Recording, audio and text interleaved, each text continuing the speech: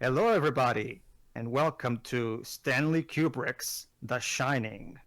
As you recall, we sort of had to leave without Dwibs to come here, but, well, you know what they say, the show must go on. So, anyway. Guys, wait! What? Dwibs, what are you doing here? Like, hmm. I found a copy of this movie lying around in the street, Wow. so I thought I'd come. I heard stories that it was from that ancient Indian burial ground. Oh, Yes, yeah, please. that's right. Come wait. on, dudes. Just admit when you're just fresh at watching Ready Player One and you're curious to see why that movie was referenced Tia, in that one. Tia, what did you think I was running away from? Good point. There are great terrors that lie even beyond the Overlook. But on another note, introduced to the movie, Pedro. I'll say it later. Yes. Okay, everybody. So, after Barry Lyndon, which was the movie Stanley Kubrick made up before this one, Barry Lyndon, for those who are not aware, was a very unconventional movie in the sense that there's barely any dialogue in it. Even though there's characters, Kubrick committed to basically a true visual storytelling movie in the sense that it was just about the facial expressions, the way the characters moved. There was barely any dialogue in it. Obviously, that kind of thing usually can cause some people from mass audiences to twist their nose because they're not used to that kind of stuff. So the movie, unfortunately, while critically acclaimed, was a box office bomb at the time. So Kubrick thought that for his next movie, he wanted to make a movie that would both artistically please him, but at the same time meet the demands of the audience. You see, Shyamalan, this is how you do it. So basically, decided to make a horror movie. So he decided to take one of Stephen King's most popular novels, The Shining, and adapt that into, let's just say, but in true Kubrick fashion, outside of Clockwork Orange, this is more inspired by rather than a proper adaptation because it takes a lot of liberties with the Stephen King. And if you ask me, it's all for the better. I think this actually was one of the early adaptations of Stephen King's book. The only one a major that I think happened before was like Carrie, because it was in the 70s. But this movie, like, it was only 1980, so I think it was like still an early one anyway. What an interesting time to be commentating on this, seeing as how nowadays there seems to be a renaissance of adapting Stephen King novels into considering how much the guy did. tales. And this movie has an upcoming sequel coming at the time of this recording. Which But the twist is that, if I recall correctly, Kubrick wanted to do things, well, more like wanted to tell his own version of the story, applying changes where he need to. King apparently at the time didn't really like that, and he even financed one of his horrible miniseries that was a more faithful adaptation, but I haven't seen it myself, so I don't know. So the good news is that you don't really have to read the book to watch the movie. No, not really. For the most part, this movie does do a lot of things interesting. It does share a lot of the same beats as the book, but has a lot of interesting spins on it. It does quite a few things more interesting, you could say, and based on your opinion, you may like it better than the book, or you may not like it better than the book. Heck, there's one particular thing I think the book and the other miniseries does better, but you probably have heard about that, but I'll get to it in the actual commentary. For the most part, though, Where should we start, Pedro? Basically, you should start at 0 because the movie, in true Kubrick fashion, starts basically immediately. With a little So, My right- copy has the Warner Brothers version. Mine too. The Warner Brothers logo, I mean. Oh yeah, that is Mine true. too. Yeah, it does have the Warner Brothers logo, but right after that, the movie just starts. So start at the Warner Alright Brothers then. logo, the cartoonish still frame start of the at- Warner Brothers yes. logo. Start at 0 in the black screen right before the Warner Brothers logo. So we should be seeing that. All right, 3, 2, 1, click. And yes, don't worry, Is it- folks, we're looking at the proper extended director's cut Yes. edition, not the Yeah, that's god-awful true. European cut. Well, nowadays, Joe, Warner Brothers only re-releases this version. They haven't really re-released the European cut in a long time. Would So- you I'll believe that just for leave- quite a I'll just lot leave of a time, footnote, though, the European I'll cut just leave- was the version on YouTube people had I'll to just leave a get. footnote in the description anyway. Whoa! The music of this movie was composed by Wendy Carlos, who was actually the daughter of Walter Carlos, who did the music for Clockwork Orange. So interesting, right? It's listed here that I guess additional stuff was done by Rachel Elkind. Let me check what else. I guess he was a producer for Wendy. So this Sure, film if I released remember in correctly. in 1980. Sure, if I remember correctly, this is your first exposure to one of the gods of filmmaking, Stanley Kubrick. Didn't you guys I think already? so. Didn't you guys Um, already see Doctor Strangelove? Oh yeah, that's Actually- right. I forgot. Yeah, she was there for Uh, Strangelove too. Oh, Yeah, Pedro. true. Yes. Bit Whoops. of a correction. Wendy Carlos actually was Walter Carlos. Oh, was she? Oh, okay. I remember hearing something about whatever. Sorry about that then. A Stanley Kubrick film. Jack. Jack And yes, Nicholson. The, Obvious. The great Jack Nicholson is the one who will be playing the main character. And let's not forget the ever famous Shelley Duvall. Oh yeah, The that actually. Shining.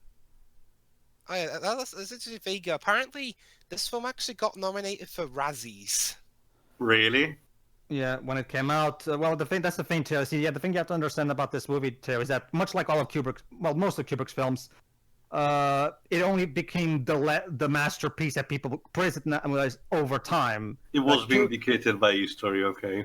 Stanley Kubrick, that was kind of how Stanley Kubrick was. He always made movies that were so ahead of their time that they had to wait 10 years before people started to realize those kinds of things. And I'm more surprised.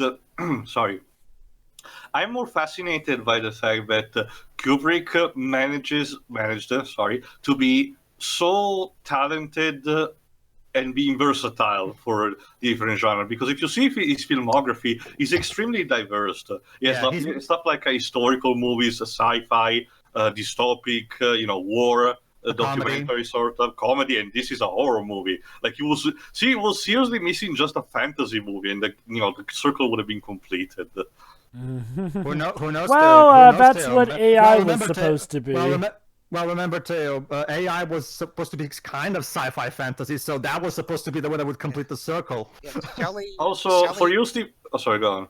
Shelley Duvall was nominated for Worst Actress, but she lost to Brooke Shields in The Blue Lagoon. Honestly, I don't even think she's all that bad, to be honest. But, Also, for you Stephen King enthusiasts out there, put down the bottle because the Stephen King drinking minigame is very, very scarce in this one.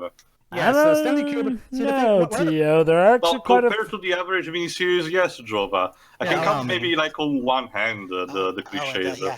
And of course, Stanley Kubrick got nominated for Worst Director. Hey, Shiroi, get this. Mhm. Jack Nicholson plays the main character named Jack. Oh, I recognize Brilliant. Ha, ha, that. I ha, ha. recognize that guy. Jack Torrance.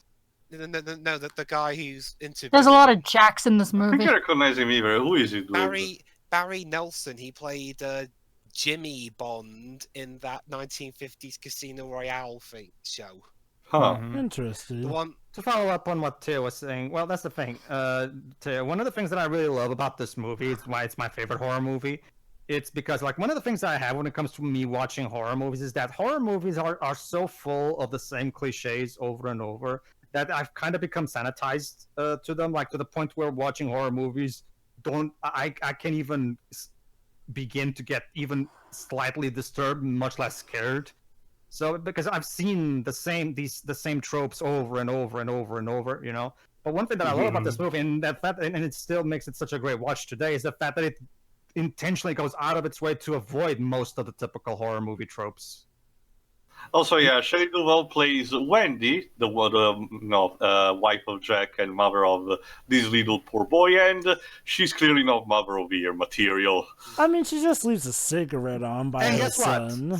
Since this is a Stephen King story, obviously we have a kid with supernatural powers, as we're going to see later. Does it take place in Maine? Surprisingly, no, Dweebs. No, Well, this is one of these few. They novels. may. I don't think they ever explain if the family was living in Maine, because instead the setting of this movie is instead of the family, the Torrance family, taking care of a hotel called the Overlook Hotel, set in the Rocky Mountains.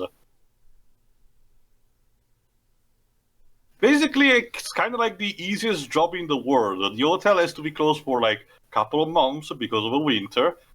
And there's just gonna have to be one caretaker enjoying like the hotel anyway. You know, try to just keeping a look over it, and then get paid at the end. Easy as pie, right? So Jack here used to be a school teacher, but he took up writing as a new job. Yep. So, as we're watching this movie, I'm going to pay attention to the direction and find out why the hell Stanley Kubrick got nominated for Worst Director. Honestly, Dweebs, I'm kind of with that. I honestly think people just didn't get it back then. Okay. I can fact see that why Stanley- some people may have reacted the way it was. The pacing for this movie is very unorthodox. Now, that's not necessarily a bad Just thing. because it's unorthodox don't mean it's bad. Well, let me put it like this, Dribs. In the sense like This was- where you would this get... Think about it like this, Dribs. You would probably get bored by 2001 A Space Odyssey. But to other people Yeah, I that... watched it, I did. Yeah, exactly. It's sort of unorthodox in that sense, where some people couldn't quite latch onto it back then, but nowadays, with a different environment or whatnot, people have a better idea of what Stanley Kubrick was trying to get across there.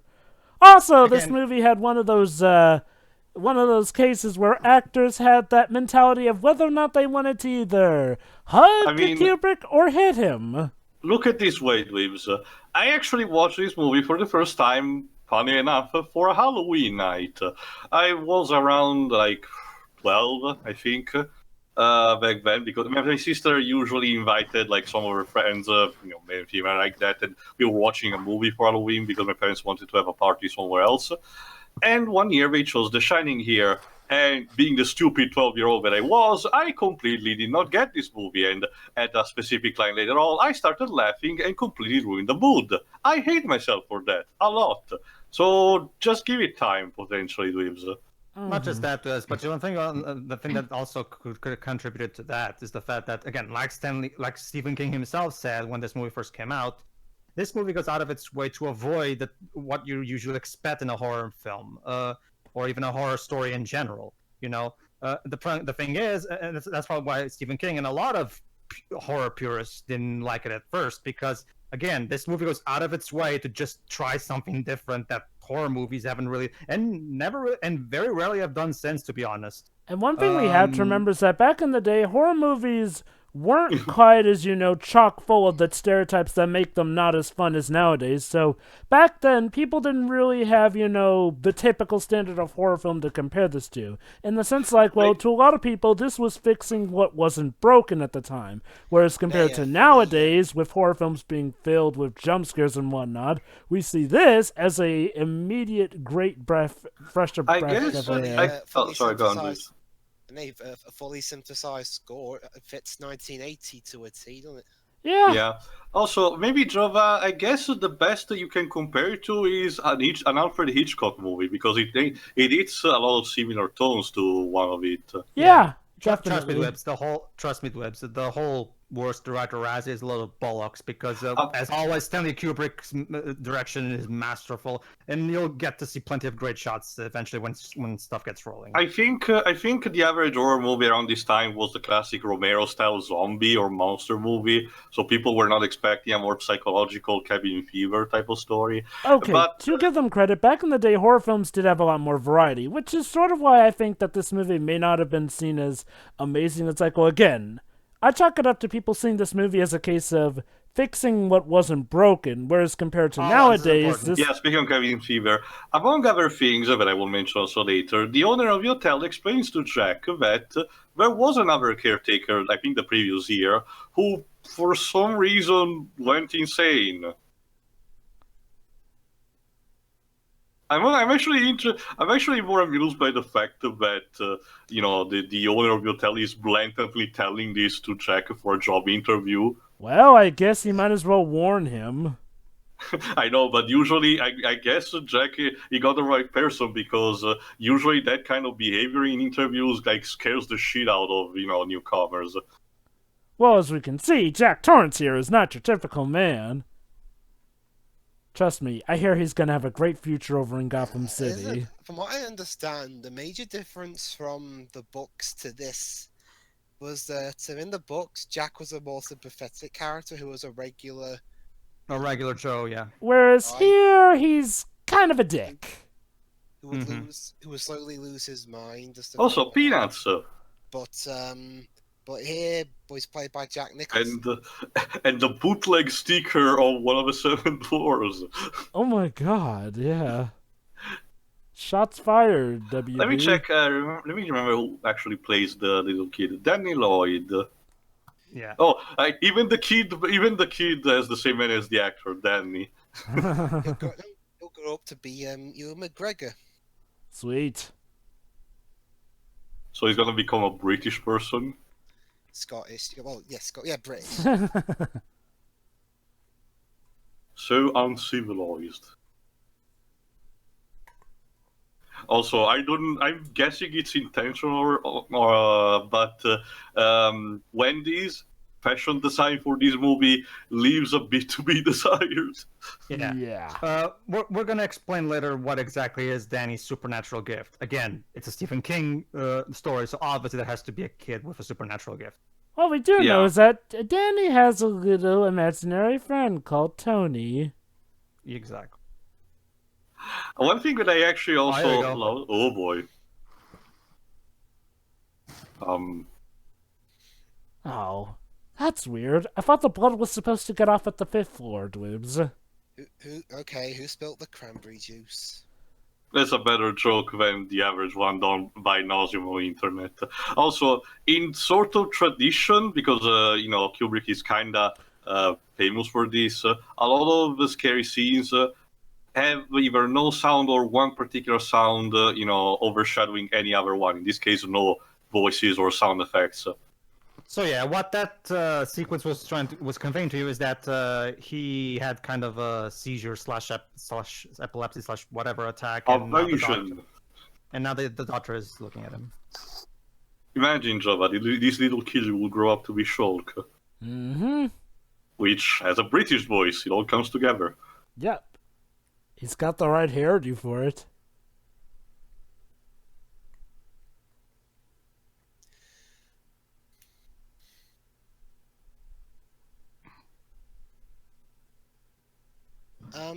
SCWRM, I mean to ask you, have you watched a Kubrick film? Well, only Doctor Strangelove before this, Lips. Okay.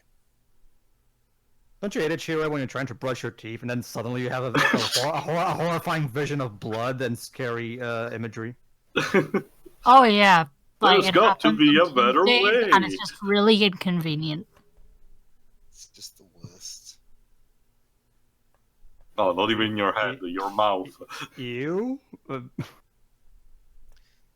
to brush my teeth now with a cranberry juice.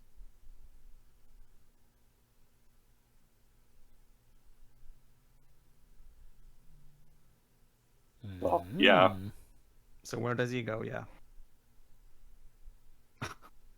The worst case of a tapeworm ever. So Tony is kind of a freeloader, really. What makes him think he has the right to live inside you like that? I'm more surprised that King never bothered to connect the story of his book. I don't think, at least, to the Dark Tower. Because you don't know, the Dark Tower is essentially the Smash Bros. Of Stephen King's stories, where almost all of its major creations are connected to that for a reason. Even some of the more insignificant one, like I think Cujo. Mm-hmm. So yeah, in typical Stanley Kubrick fashion, despite this being a horror movie, thanks to the slow pacing, it was a lot more around the characters themselves and how they react to what's going on. So we actually take a lot of time showing the family, how they are, and exactly what kind of situation they're in. So again, it's Kubrick's strategy here is primarily to focus on making you actually invested before we get to the scary stuff.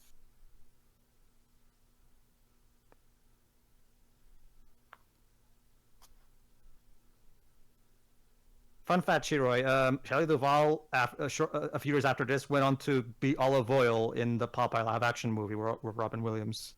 I love that movie. I haven't watched it at all. I like it. It's definitely not the best, but honestly, I feel that it's something that aged better with time, ironically. Interesting thing about the actor playing Jack and the young'un in this movie. Yeah, Danny. Stanley Kubrick was actually rather protective of him because he was so young. So Kubrick kept him in the dark about a lot of things and made him think he was making a drama, not a horror movie. And Kubrick showed him just a cut of the movie that got rid of all the horror bits. And Lloyd didn't actually see the movie until he was 17, 11 years after he made it. So if nothing else, Stanley Kubrick is a good eye with kids. Mm-hmm. That makes a lot of sense to us because all of his daughters. Yes, he had like 4 daughters. All of his daughters, in his biopic, always said that he was a great father. Anyway, so it was interesting clips. Like in the Laughing Pictures documentary, his wife even told, like, I hear sometimes, because a lot of people like to make up rumors about Stanley Kubrick back when he was alive because he was such a reclusive person. Like I once, and the wife was saying, "Oh, I once heard from someone saying that there was a rumor that he hated women." Hated women. He lived surrounded by them because remember he has a wife and 4 daughters. So. Oh, and unlike most of Kubrick's movies, this film's set in Colorado, but it was actually filmed in England. Huh. Interesting. Well, again, it's a Kubrick movie. Most of them are like that. Not all of them. True. Mm-hmm. The thing about Stanley Kubrick is that he always took a long time to make his movies. Sometimes he would take like 5, 6, maybe even 7 years just shooting a movie because Kubrick was a perfectionist, and a lot of times he would not if the shot was not completely perfect, he would want to repeat it. How long did it take him for this movie? For this one, well, Barry Lyndon came out in 1976, I think. This came out in 1980. I'll have to look up the dates. Basically, sure, Kubrick was the kind of guy who could have 75% of the movie done, and if he didn't like it, would pretty much erase everything and go right back to the beginning. There you go, dudes. How about this helicopter shot? Yep, that looks like England, alright. Let me check where exactly. He would have been a nightmare in the time of film reels. Oh yeah, apparently the actors in this movie apparently didn't have a good time working on the movie. Well, actually, he did work back in the time of film reels. He worked. His career dates all the way back to the early 50s. Mainly apparently it was because Kubrick's methods were apparently at best unorthodox, and at worst kind of abusive. It does kind of come down Mainly to towards Shelley Duvall. Perfectionists can devolve into being assholes sometimes. There is actually an infamous scene involving that too, which I'm not gonna spoil the circumstances, but led to a certain actor crying, "What the hell do you want from me?" at some point. Jeez. I will, however, say that years later, that actor did show up even to talk about him in the Life in Pictures documentary. So years after the fact, apparently, it was already 100%. If anything, it reinforces the idea that it was just the stress of a moment.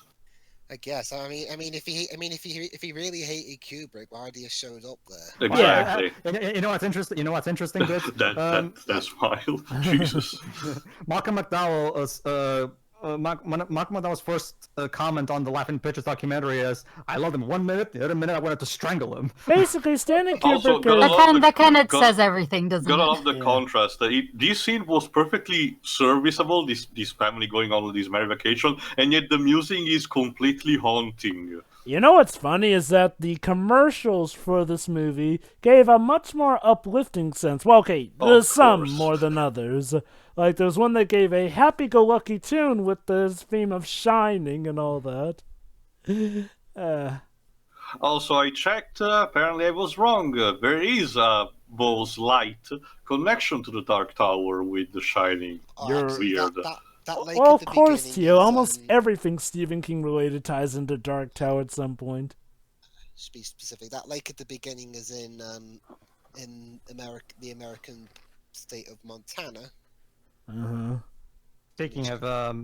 Speaking of Jack Nicholson, there's another comment from the Laughing Pictures documentary. Jack Nicholson's comment on Kubrick as a filmmaker was, and I quote, "Everybody pretty much acknowledges that he's the man, but I still think that underrates him. So Jack Nicholson was actually a huge fan of Kubrick himself, apparently. That's the thing people need to remember, is that somebody can be an occasional asshole, but that doesn't make them a terrible, awful person. Yeah, Kubrick Also, is... I can totally see what you just said, Peter, because Nicholson in his movie, similarly in a couple of his other roles, looks like he's having the fun of his lifetime. Yeah. Kubrick is that kind of guy who you definitely would always want to meet, but when you met him, let's just say it would not be what you'd expect or even hope for. But in the end, you'd recognize him as a good person. Well, a genius. Set in Elstree Studios. A person with such genius job, of course, wouldn't be exactly normal. What you'd Or consider right. Yeah, he has a very specific vision. Sort of in the sense where it would kind of be an example of never meet your heroes, but in So, the of end, course, you would the really little end up kid liking him. is playing with very dangerous pointy darts. Jesus. Although, man, he managed. I think he got one in the scoring area. Well, He's learning. hi. Oh, hi there. You come here often? He come in peace. So I can't do two of the same voice at once. You can use your Bonnie voice for them. No, I meant I can't do twins. I can't sound like I'm two people. Just at once. like one of Actually, them. Dibs, you can actually answer me this question. Well, Peter, you too. In terms of, still talking in terms of the setting, like, was the Overlook Hotel like a real live location where they film, or did they actually Yes. build a set? They used. It was based on a hotel in America, but it's just the interior stuff was done in Elstree in England. Huh. Elstree is a famous film studio around here. Obviously, they had to close down part of the road so that they could drive on the right side of it. Oh yeah, the only things about The Shining I've seen in full is a parody where they put in Willy Wonka in Jack's place when he's chopping the door down, and a Treehouse of Horror parody. Yeah, I was about to say, considering I should have mentioned also in A Nightmare on Elm Street, but yeah, this is another thing that The Simpsons did a parody for their Treehouse of Horror specials. Mm-hmm. I don't know how they're the more recent one, but I can remember. But I actually have fond memories of at least the first couple of ones. Treehouse of Horror is like one of the things that people actually still look forward to with The Simpsons. Guess it makes sense given the amount of freedom they can have with those. Hey, Albert, did you remember to lock the front door? Don't. Again, going back again to it, it was a common thing with Kubrick films. Remember, 2001 at the time was mixed received, but every science fiction filmmaker nowadays will tell you that 2001 is their Bible. Of course, constructed upon an old Indian burial ground. But of course. Was it really necessary? Could have just moved like 2 meters away.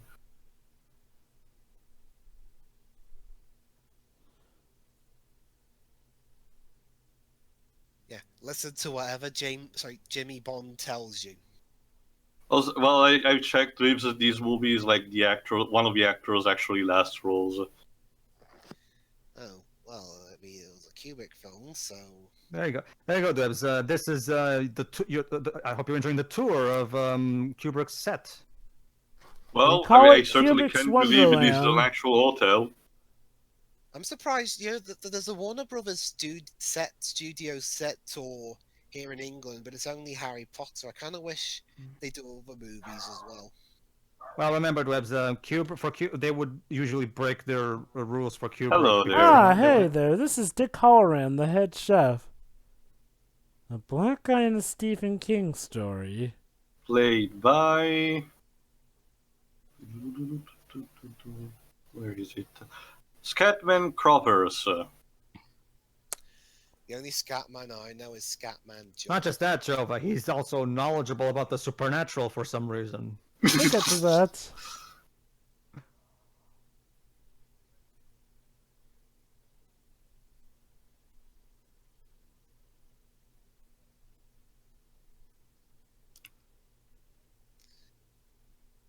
Or maybe this is a secret origin story of the Joker. The extended version. It would Of explain how course. Jack Napier, and yes, he also goes by the first name of Jack in Batman. Why was Arthur Fleck? Wrong continuity, Dwibs. Even the kitchens are massive.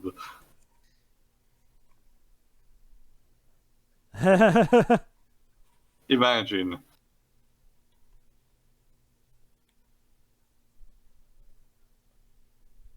True.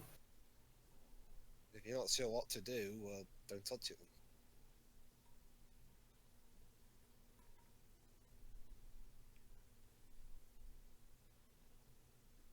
Please don't get stuck inside. It's like in Tomb Raider.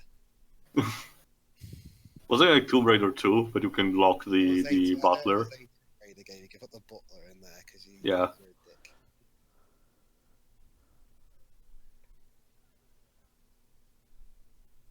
Ah, cute. He calls him Doc.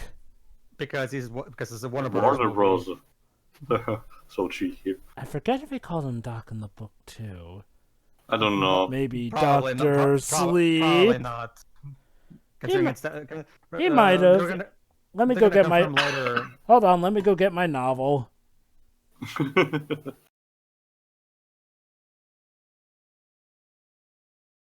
There you There you go. go. As you can see, the Doc is meant to be a Looney Tunes reference, which most likely was not in the novel. All right, I've got the book. He did call him Doc in the book. Oh, there you go then. I guess that Warner Bros. Just took the bait as he was laying down.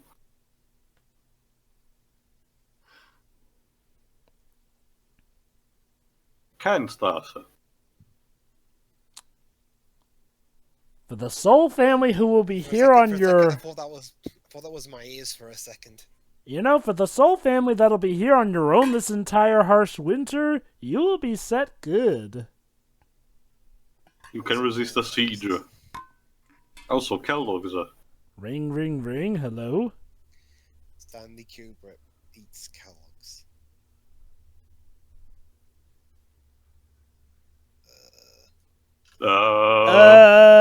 Okay. Again. No, thank you.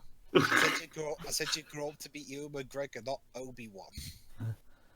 How'd you like some ice cream, Doc? Like, dang, that is creepy, the way they do that.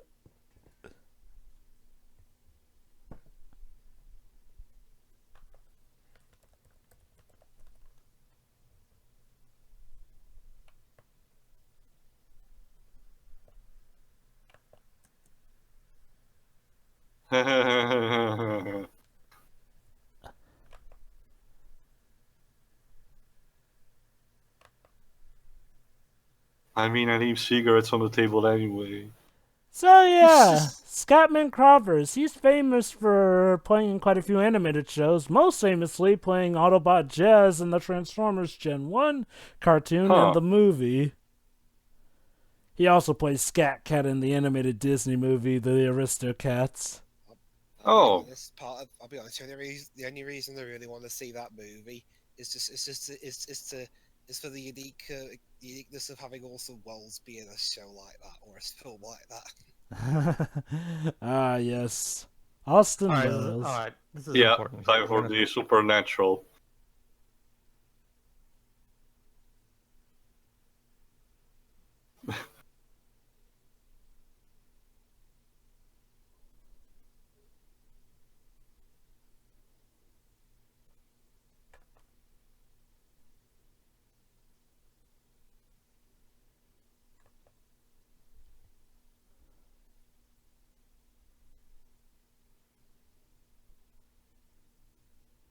It was scary. Ladies and Because gentlemen, we have a title. the first thing I associate with telepathy is a bright light. Stephen King, seriously, what thought process did you add? Maybe he was on drugs. Believe it or not, Tio, he wrote the entirety of Cujo while high, to the point where when he actually read the book, when it was published, it was the first time he read it sober, so it was a whole new experience for him. Pedro, who wrote the screenplay for this film? Stanley Kubrick and someone else, I think. I think it was around Diane this time as Johnson well that- was the yeah. other person.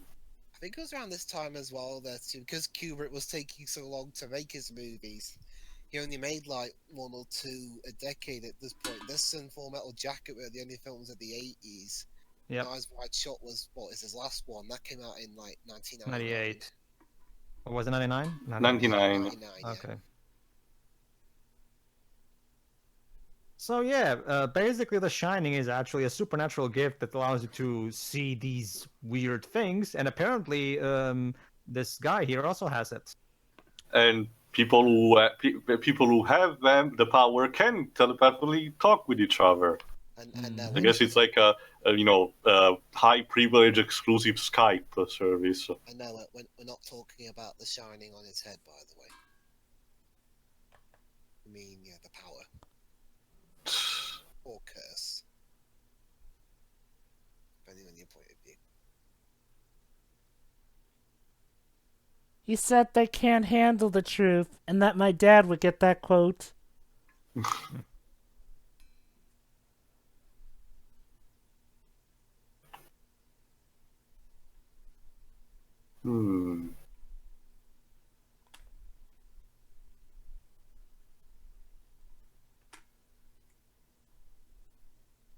Something that was very gruesome, but the director told me was totally okay.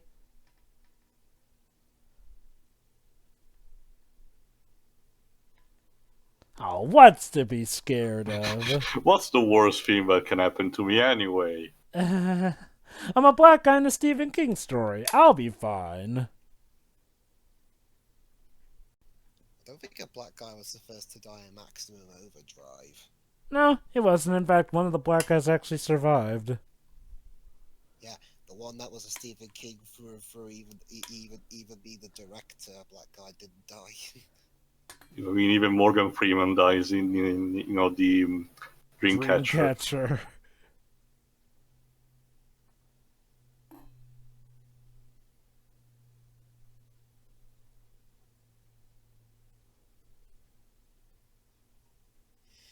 Okay, I think I Interesting figured analogy. Go on. I think I figured out why some people might not necessarily be keen on, well, not just this movie, but Kubrick in general. Some of these scenes are quite long. What do you mean? Like, you mean the back and forth shots of the actors talking? No, the scenes themselves, they go on a while. I can see what Drews means, and like, well, I don't feel it as a bad thing, but I can see as how it would be very unorthodox, like, to linger on a certain scene for such a while. I'd still take this over, say, Shyamalan going with a continuous shot of back. Whoa, dear. Let's not go crazy going from one extreme to the other now, God take it. I suppose. Remember, guys, Spartacus aside, the last thing Kubrick was orthodox. The thing about Kubrick right, is he that, did remember, use Spartacus. The thing about Kubrick is that the reason the scenes went on for something like this is because he really wanted you to get a full understanding of the conversation. Just allow the characters to just talk like real people, and you'll be able to properly realize exactly. And by doing that, you get a full grasp of how the characters are interacting by just watching it all. Yes. It's one of those things where you can just. It's one of those things, of course. Obviously, it takes some patience. Of course. A month later. A month later. So basically, Halloran has told Danny, warned him, stay away from room 237. And also from the corridor on the 3rd floor, while you're at it. Also tell him to stay out of the West Wing, I guess. It all boils down to some bathrooms. What this basically means, Shiori, is that Stanley Kubrick's movies are typically very slow-paced for the specific purpose that Kubrick loved building up atmosphere, and that's all about. There you go. There you go, Dubs. Here's one of the more iconic shots of the movie. Yeah. A kid on his tricycle. So, of course, since they essentially have the Ophel for themselves, the Torrance family is just, well, treating it as a gigantic theme park. All right, Shiori, now you're about to see one of the scenes that even people who haven't seen this movie already know because it's so iconic and it's been parodied like a million times. Pedro, actually, I have a question because maybe you probably know. Sorry, I'll say it later. Okay. I wonder what the cameraman had to do for this scene. Hey, I was about to ask, like, did he actually run or was like on wheels? Most likely wheels, yes. Okay. We had to keep up somehow. BRB. Oh yeah, I forgot. Yeah, we still have Shelley Duvall. I can imagine how that would go. All right, cameraman. I want you to sit on this seat, and I'll personally wheel you along while you film the kid on the little trike. Don't. I hope you don't get car sick.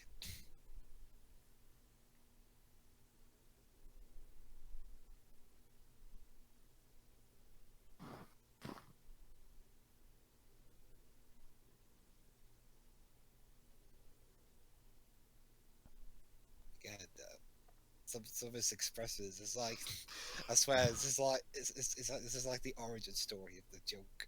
It's like, can I go crazy yet? Not yet, Jax. Soon. Again, this is exactly what I really appreciate about the way Kubrick makes films. Like I really appreciate the slow pacing because I really get to just spend time with the characters and really get to know them really well. I can just watch that. I can just watch them talk like real people would. Go ahead. Interesting thing though, Full Metal Jacket didn't really do this as often. Well, it's a horror movie, so atmosphere is incredibly important. So. Full Metal Jacket was a war movie, so.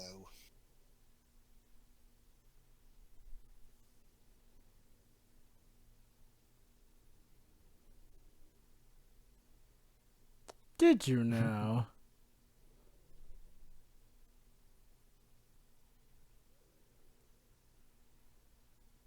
Yeah, it was a book. You know, honey, it's a lot similar to that story called The Shining by that Stephen King fellow. Should we be in Maine for that, though? I wonder. Ah, yes, a typewriter. And My a sister cigarette. actually has one of those. A typewriter and a I did cigarette. have one a long time ago. The trademarks at an auteur. For a second there, I thought that banking was part of the musical score. Jack, not for nothing, but you risk to seriously damage the property you're custodying. You're a great. It's just a ball too. I mean, What You'd could be possibly surprised. happen? Balls can actually. To be fair, this hotel in universe, I mean, had been constructed in the early 900s. Meant to be resisting, so it actually has a decent wall building instead of your average suburban American house, which has like thin paste walls. Also, a maze. You may have noticed that from one of the early shots. Yep.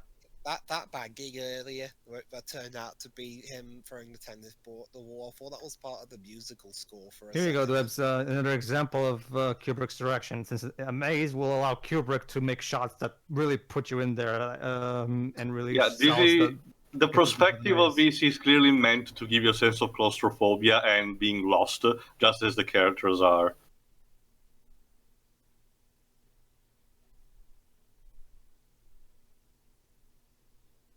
Well, damn. And then they were lost in the maze for days and they died. The end. Where's Wolverine when you need him? What could a Wolverine be? Well, he will cut away with his claw. Although in this case, if we want to also make a horror comparison, maybe Scissor Man from Clock Tower. Don't do that. You break something. How long before it hits the window? Oops. Wow! Great job look as at the that. caretaker. Then. Symbolism! He's staring down at the maze just as the other two are inside it. Jokes aside, I actually really like this shot. Oh.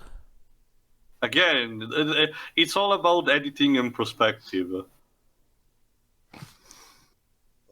Yay! They made it to the center.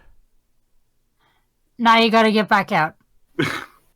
Fudge. Don't worry, we'll find the secret hatch. Have you actually been to a maze, Shiro? I mean, Yes. one of these bush mazes. Yeah, Me too. They actually are fun. they're usually not this big though.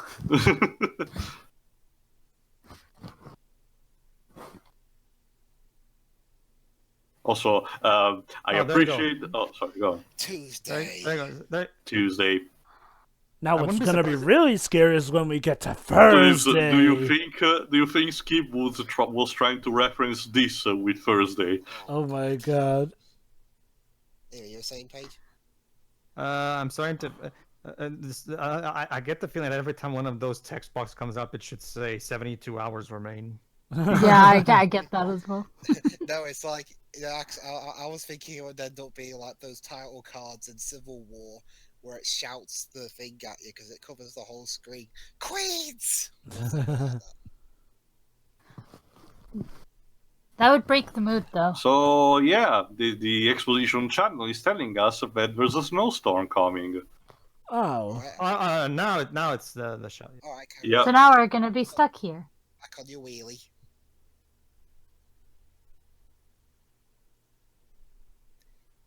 That's an interesting thing, though. Here in the UK, the Doctor Sleep is coming out on Halloween.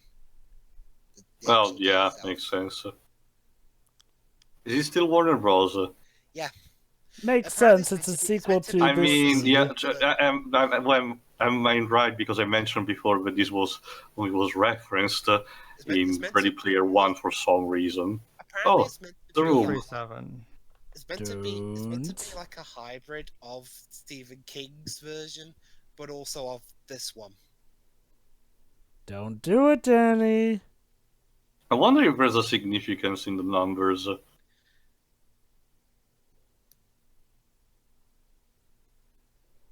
So did you see, guys? 2 plus 3 plus 7 is 12. Divide 12 by half, you get 6. No, please, Six, please. six. You can do everything with numerology. I knew it. Stanley Kubrick predicted Satan.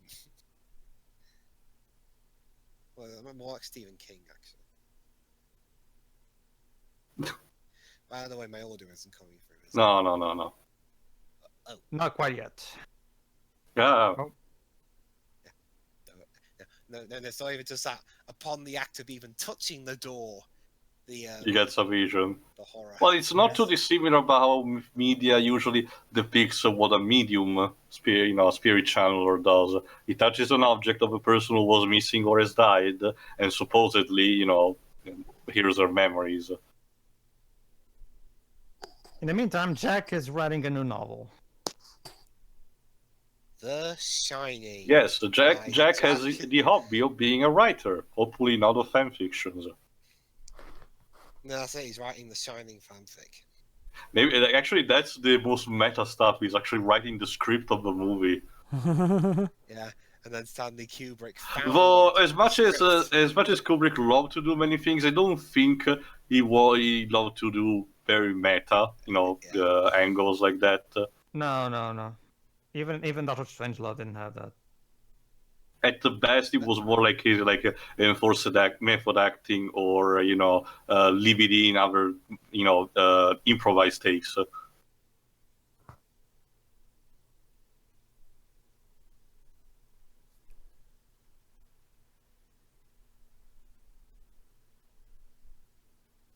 That's nice. Thank you. Now leave me.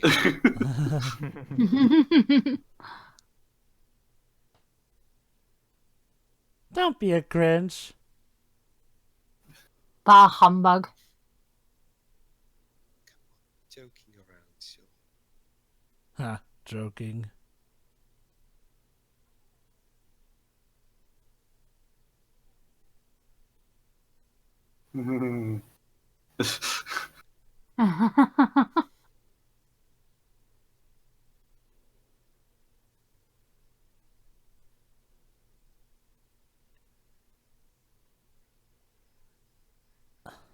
Remember, this guy was supposed to be so pathetic in the book.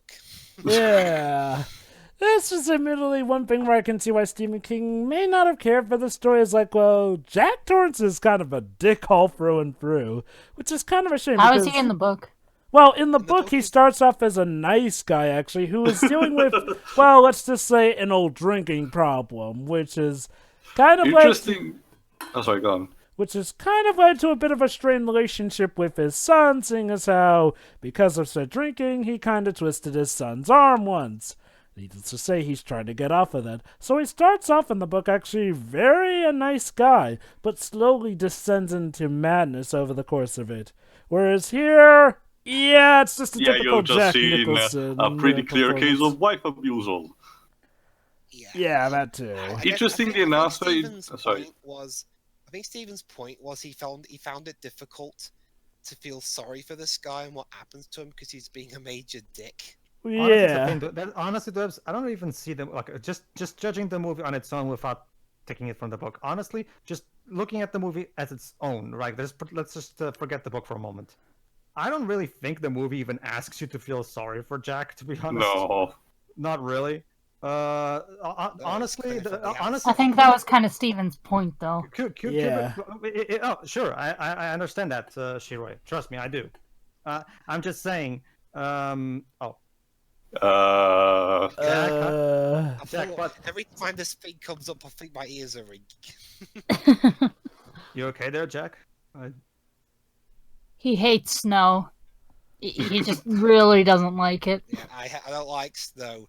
It's wet and Gets everywhere, and it's even in cold. places where you It's don't mean soggy. for it to. Oh, it's Saturday. Oh, so we But, skipped Thursday. What a shame. Actually, that was Thursday, Jova. Yeah, that was Thursday. Oh, So, but that actually, was. The thing about Stanley Kubrick is that he didn't really. Again, me and Joe like to talk about Aaron has his philosophy in terms of writing. Don't make your characters likable, make them complex. Kubrick was a filmmaker who was very adamant about that. It wasn't so much about your typical writing where you create a character that even starts out unlikable and becomes likable, or a character that starts out likable and becomes unlikable. Like, it was more about just showing you how the characters are, showing you what happens, and just allowing you to make up your own decisions and make your own thoughts about what happens. He was a very objective filmmaker in that regard. He didn't really ask you to quote unquote like anything. He just shows you what happens and make what you want of it. That's it. I can see though how it kind of robs Jack of his character arc though. Whereas I assure you, I agree with you there. Yeah, it is true that he probably should have thought of maybe trying to adapt that a bit more. But I can understand at the same time why he did it, because it doesn't roll with his sensibilities. it's like I said, it's like my one main problem with the movie. It's not even that they just made Jack unlikable. It's like, you want to make him unlikable, fine, but it's that he doesn't really have a proper character arc, which makes him feel less like a character and more like a character prop in the long run. You'll see what I mean when we get down to business. It kind of seems like they made it in the movie so that he's easier to dislike. Again, Shiro, like I've told you, you're not supposed to either like or dislike anyone. Kubrick is just showing you what happens and just make what you want of it. Like, basically, it's more about the horror and the atmosphere rather than proper character arcs. So yeah, due to the snowstorm, the phone lights are pretty much out, and thankfully, the radio is still holding up for I think it's the county of the place. But what I wanted to say before is that during that scene where Jack insults his wife, the Italian dub surprisingly had the part usually he says "fuck," to emphasize it. Not really replaced with another curse word, but said in a more elegant, quote-unquote way. It's a bit hard to explain, but I found it interesting how this was presented. But go on, Pedro. Well, actually, hold on. Let's pay attention to this one. I think now it's time, maybe. Again, I absolutely Three love times the way, charm. I absolutely love the way these sequences are shot. Yeah, I think it helps also the height to which the camera is. There you go. Okay, Shiro, you're probably familiar with this scene.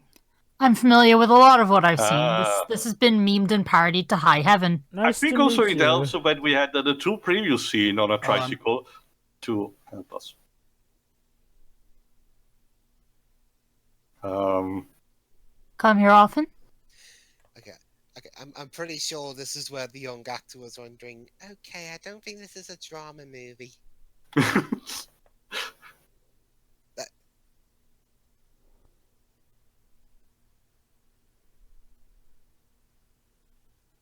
Not quite sure I want to play Maybe that not, form of game. Poor kid. I swear it's a drama.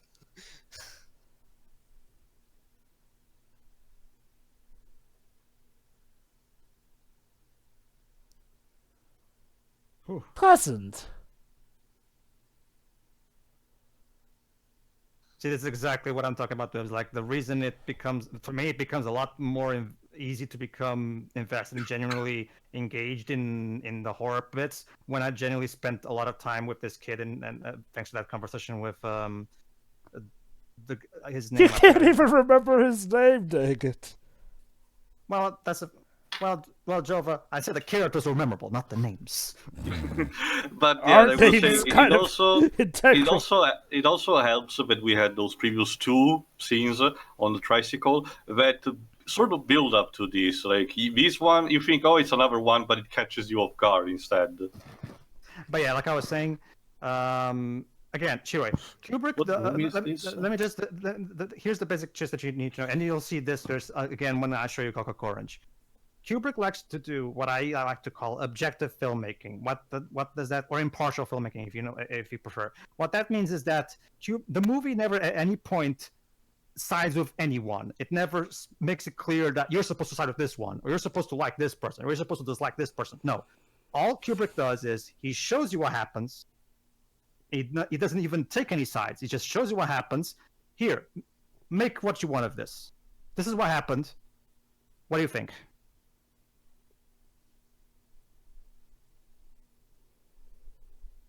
And we mustn't disturb Daddy lest he go insane again.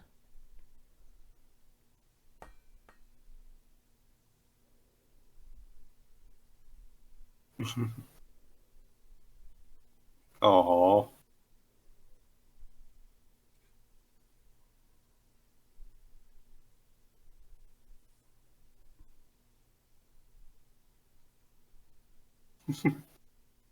It's hard to with these wooden floors, though, to, just be quiet. Tell me about it.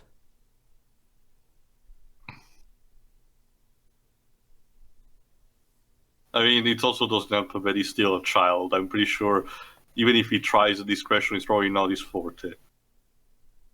Also, bootleg Mickey Mouse weather, I guess. We're Warner Brothers. We can't. Yeah, we're kind of we can't. It's our competitor, so Yeah.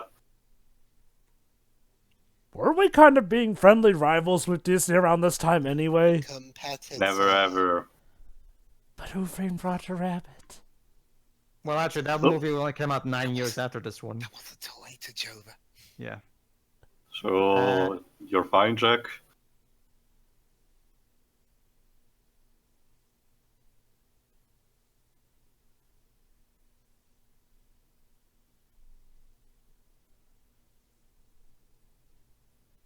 I'd rather not. Oh, sure, he's his father. She can Come on, trust him. sure. It's time for some father-son bonding Isn't time. Isn't that No, a friendship please, you can trust? I don't want to bond with anyone. Oh, but sure, don't you know, relationships are the pathway to healthy life.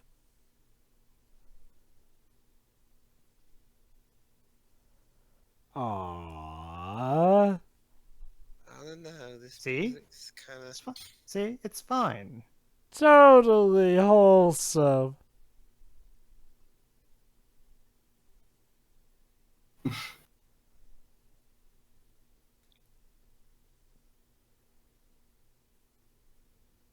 Oh crap! Wait, we're nearly an hour in already. Jesus. Yep.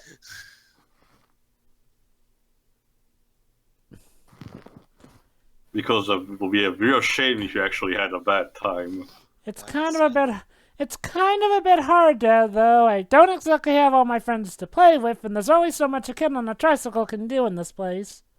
Again, I've there's got something to tell you. We're moving to Gotham soon. it boils down exactly to that. Whereas once you're immersed into the atmosphere and what the characters are going through, the time just flies by. I was about to say there's something to be said because this is, I think, the longest movie we've done out of these Halloween movies, and Which is yeah, I would kind of fly through it at this point. Yeah, which is good considering the last time I saw a Kubrick movie, I heard story going on. Wait, you heard 2001 snoring? 2001: A Space Odyssey, which I We can went to understand. see if we do to see the cinema re-release. Ah, I saw it in the okay. cinema. I'm not on the same level of tolerance, Joe. I'll just say that. They got- 2001 is a movie that is a very acquired taste. I suppose, but falling asleep feels blasphemous in some kind of way. You'd Oh, My be good dad used to surprised. fall asleep Teo, all you the think time. Dwebs is like the millionth person to fall asleep. Back in 1968, people fell asleep in the theater the first Wait, time hold it came on. out. Did Like, you fall Actually, asleep during I- seeing it, Dwibs, or I think you just heard people falling asleep? Yeah, I think we said it was like other people in the same. Oh, okay, never yeah. mind. Then. Well, regardless, trust me, Teo. That's not news. That's been happening since the 60s.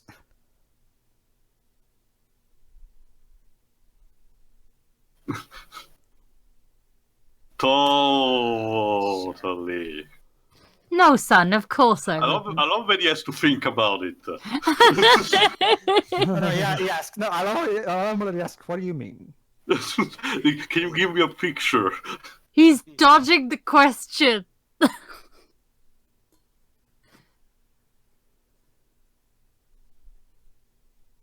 Because we wouldn't want to have any of that now, sport.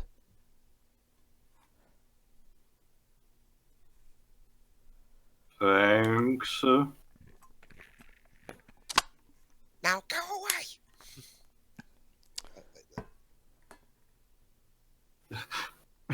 Directly.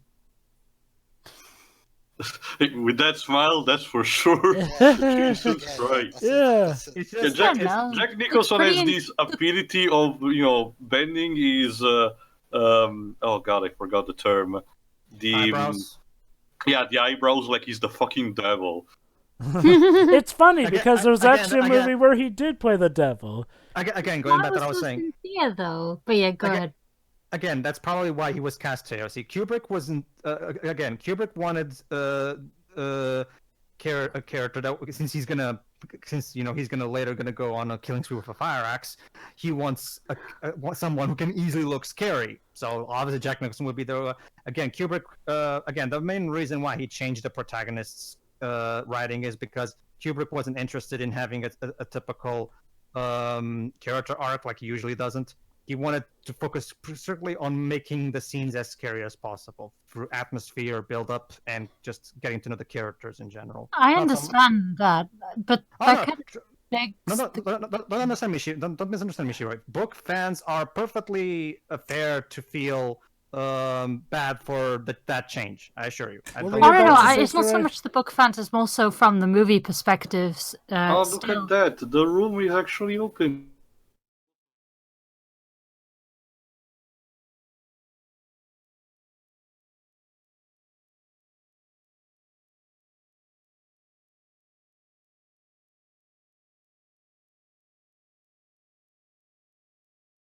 It just Oh, go begs ahead. the question why, like, unless he was picked, by Steven or somebody else, why adapt a story with pre-established character arcs then if you're just going to Exactly. remove? Okay, let me explain then. The thing about Stanley Kubrick, Shiro, is that he didn't, aside from maybe Clockwork Orange, he didn't typically adapt books, at least not in the traditional sense. He was more, usually what he did, he looked at books and he saw them as inspiration. Like, he didn't think, like, when he took a book and used them as inspiration to make a movie, he didn't see it, okay, I have to make a proper adaptation that will make fans of the book really like it. No, that wasn't his concern. His concern was to use books as inspiration for something that personally he would like to make. Okay, That's kind of how he used to do things, basically. sure.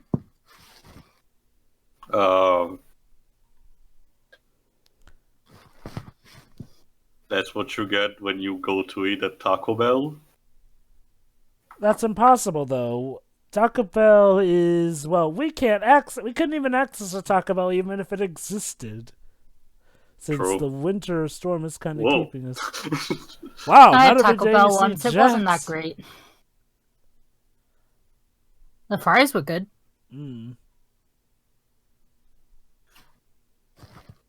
Again, I think the best way to look at it this year is look at both the book and the movie as two different takes on the same story. Which is kind of Sure. what happened also for 2001. In that case, the author of the book, if I recall correctly, actually collaborated Clark, yes. with Kubrick and actually went on to say, "Yeah, guys, just chill out. The book and the movies are, you can view it as two different things Oh, anyway." isn't that interesting? Jack had a dream that he killed his wife and son. What a horrible night to have a curse. Oh yeah, just like Dracula, Aw. he cut them into pieces.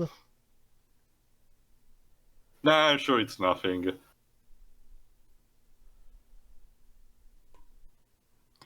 It's just a dream.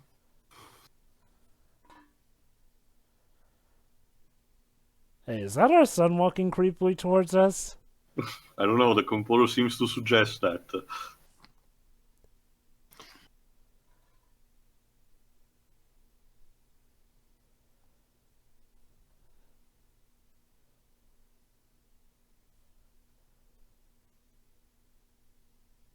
Your father just had a nervous breakdown. I mean, a headache. Or both. Guys, I figured out why this film got nominated for why Kubrick got nominated for worst director. Why? Why? Because people were really up. Because the people who were in charge of the Razzies were real big fans of the book, and all the changes here got them really upset. Barely. Don't get me wrong. You can be against the changes Kubrick made. What I mean is, they completely forgot all sense of objectivity and just put that there just because it's not like the book instead of judging it as Yeah, its own exactly. movie. Yeah. Again, Yeah. I'm not saying just- that. I'm not saying that's definitely the cause, but it's just a theory. Although, Sure. like I've said, though, a lot of the beats from the book are the same. Like, you've got the overall premise from the book is actually the same. It's just what It's changes. just how you get there. Well, Jack's characterization side is actually how you get there. The book goes more into traditional King style of wacky horrorness. Not Yeah. If you watch the miniseries, you know what I'm talking about. Not Yeah, really I've all. Sorry. Not really all just that, but some events happen quite differently.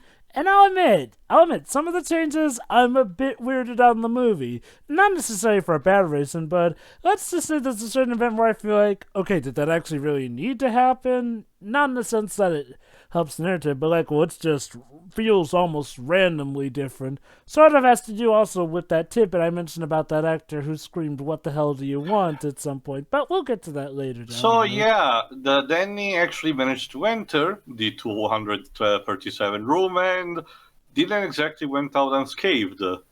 Yeah, Wendy thinks that Jack may have done it, but for once, Jack may not Well, have been. on their behind point that. of view, right now, it's kind of the most logical thing. Also, Pedro, I'm not against the after an explanation as to why adapt something that has Sure. character arcs and things. Yeah, All that's right, all. time for another iconic scene. I don't really. I mean, I haven't read the book, but I've seen Stephen King's miniseries that's supposedly just the book put into screen. I'm guessing. It's not Uh, quite really that. Like a lot of stuff, it does have to make some changes here. I'll just say it like this: the miniseries was an example of how Stephen King's work, when not handled properly, even by the man himself, doesn't always translate that well into film here and there.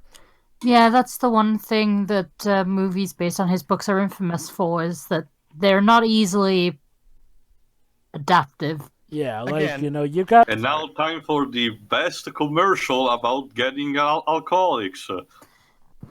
Again, it boils down to to answer you, Jova. Again, it boils down to the fact that Stanley Kubrick wasn't different takes on different scenes. It boils down to just that's how he wanted to make it. That's just one of those things Well- where Kubrick wasn't really thinking. No, don't get me wrong. I'm not saying it's.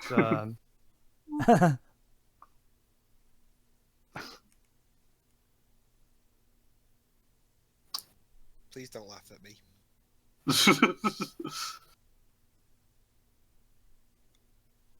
This is Lloyd, played by Joe Turkel. Huh.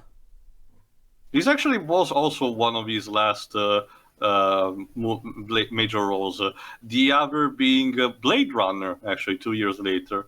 and then The Dark Side of the Moon in 1990. The actor is still alive, mind you, but he is basically retired after that. Interesting.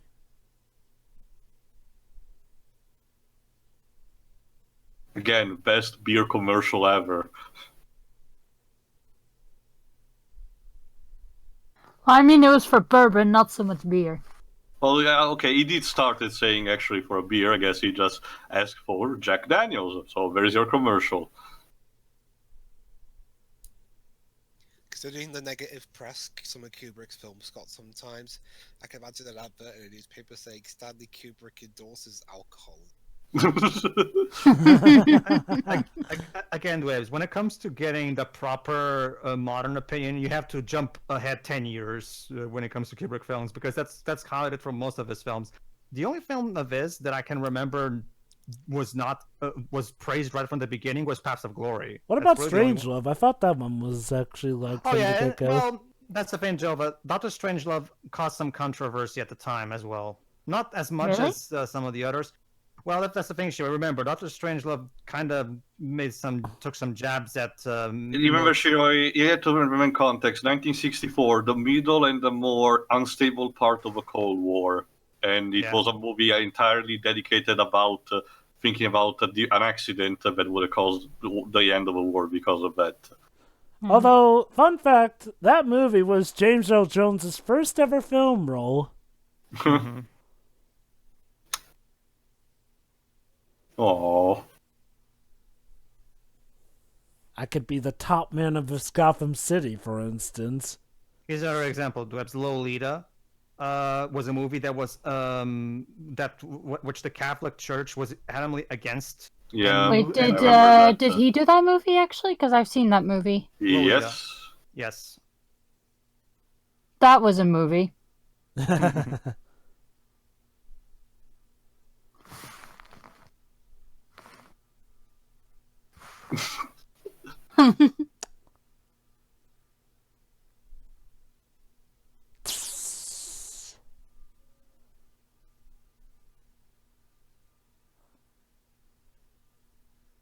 Ha, get it?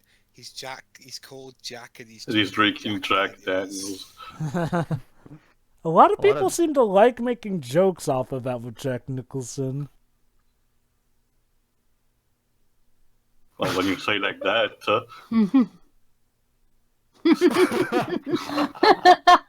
Power beer.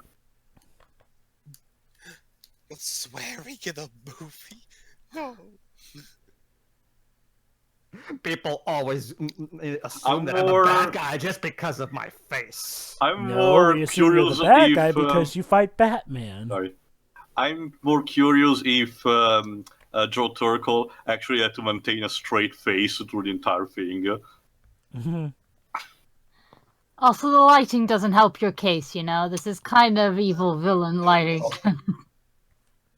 Guy, was that the guy that yelled at Kubrick, "What the hell do you want?" No. No, that's another person. Don't worry, I'll bring it up when we get to that scene.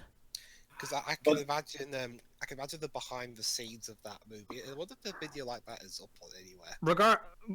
Regardless of what you may think about the changes to the main character, one thing you have to admit, Jack Nicholson's performance is brilliant. Oh, yeah, it's great. Oh, yeah, it's like great. I said, he's clearly enjoying his role. So. It's great. It's great. It's just, I guess my only issue is like, well, I don't really see him as a character so much in this version as much as he is kind of just a means to an end of sorts for stuff. Oh, and another thing, apparently, What are you running away? Apparently, at least Nicholson, I'm not sure about Shelley Duvall, was apparently Nicholson was a little bit miffed that Kubrick got more of the credit than the actors. Well, filmmakers. Oh, boy. That's not even exclusive to Kubrick. I mean, plenty of filmmakers get more credit than actors. I mean, yes. I mean, clearly, I'm the one who's seeing an invisible barman, but clearly, you're the one who's out of your fucking mind.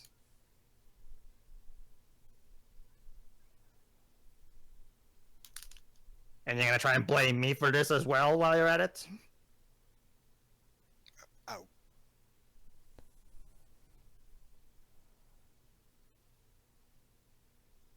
And now we cut to a commercial.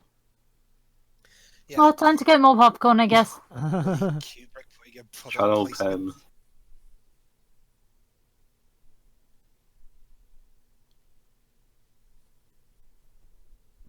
Winter in Miami? Seriously? Miami is Oh, that's literally an considered interesting the photo. place on Earth. Also, interesting picture. Yeah, Miami is considered to be the place where the weather doesn't change at all. It's At like all it's an during the year. oven. Oh, I thought the camera was going to pan back to him being dead or something. Like it No, was Nah, dude, he's come on on. vacation. And another interesting picture. Okay, Kubrick, are you preparing for Eyes Wide Shut? Oh, wait. Apparently, yeah. This was an Easter egg.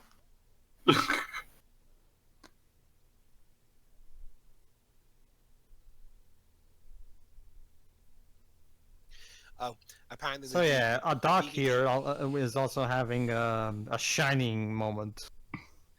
The DVD. You were saying, commentary for Dwibs? this- The DVD commentary for this film apparently was like, as well as providing a lot of insight into the production. It also praises Kubrick for elevating, as they called it, King's mere ghost story of a novel. So the sentiment is exactly 100%. It's 50-50.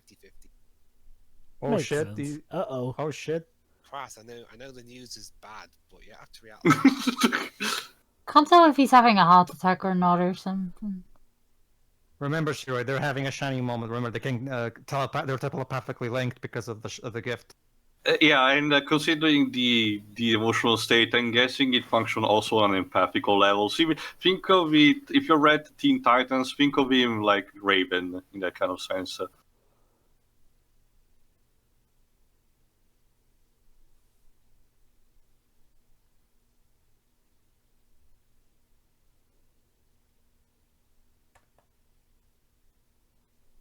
Well, that's a nice room, at least. Hmm. Besides, could be worse. Could be room 1408.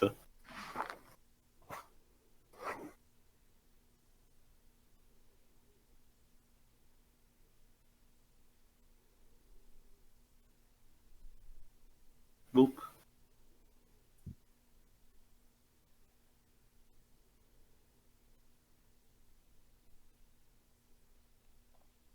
Welcome to the color remake of Psycho. Who makes a bathroom green? It's Kubrick too. Remember, Kubrick loves to have a lot of Oh, striking hello visuals in the there. movie, and Also, I'm guessing an uncanny valley-like factor. let's not forget some of the architecture of Clockwork Orange too. Oh! True. Wow, Oh, there you go. There's the there. This is Hello, like excuse me. I've heard that you've strangled my son. I would prefer if you would not do that.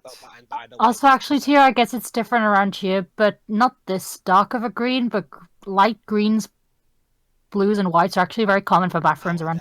Yes, so by the way, the set for Psycho is next door. You're in the wrong movie.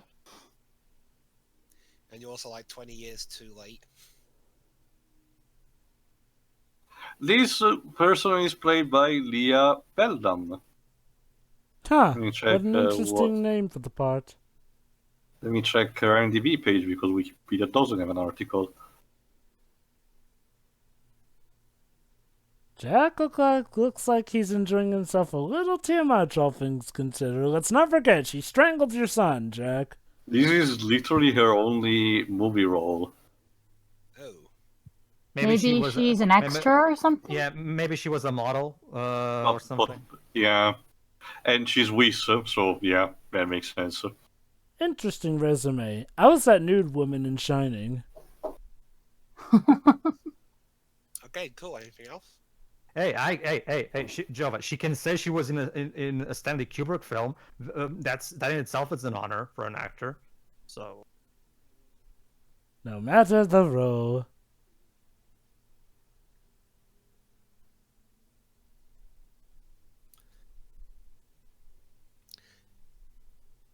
Oh, so the plot's just going to be like, Uh-oh. her to do that.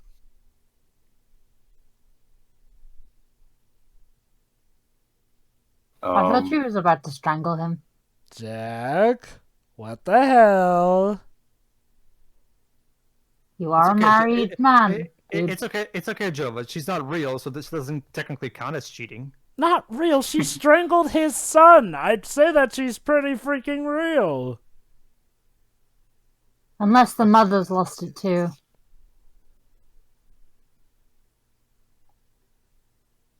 Oh. Whoopsie. Yeah, she's not exactly as cute as you would think.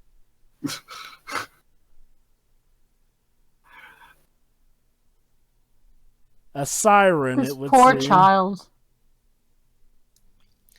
Again, how Kubrick kept that facade up with the child actor for so long as a mystery. You know something's gotta be freaky to freak out Nicholson. I kinda gotta love all these women being the game, so instead, her only role is just to walk slowly and laugh hysterically. I mean, she was She's probably just paid well, there. so fair play. Yeah. Menacingly. Come back anytime. Wow, that happened. So at least we know why this hotel doesn't get any business at winter. Yeah, there's a crazy, insane woman who likes to go naked and scare people at that time. Oh, sure. I mean, for one thing, it's all snowed in, even if it wasn't. Yeah. I mean, really, can you imagine the reviews that would be on any hotel site? 2 stars out of 5. An insane naked woman strangled my son and then spooked me into thinking she was a nice young model but turned out to be a decaying corpse. What a hack. It's more like the clickbait of an article title. You know, I could, if this were like TripAdvisor or something, it'd be like 1 star saying, yeah, the hotel was very nice and luscious and it was all very well decorated and the food was good.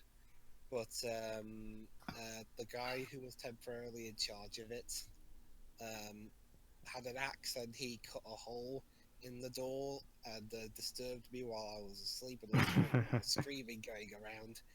It ruined the whole experience for me. And wait, what do you mean someone died?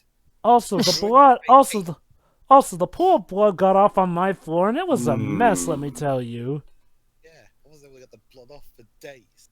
Yeah, but very briefly, that actually happened to Celeste because it is based off of an actual mountain in Canada with the same name. So people were making joke reviews on review sites talking about how the mountain was trying to kill them.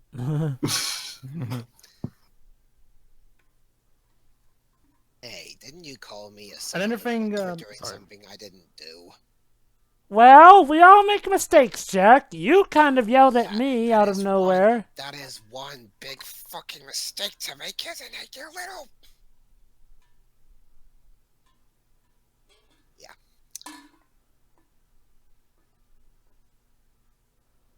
Yeah. He's all out with Good his face. screensaver with him. Oh. Okay. What? No. Jack, why are Yeah, you that face lying? says everything. Search your feelings, love. You know it to be true.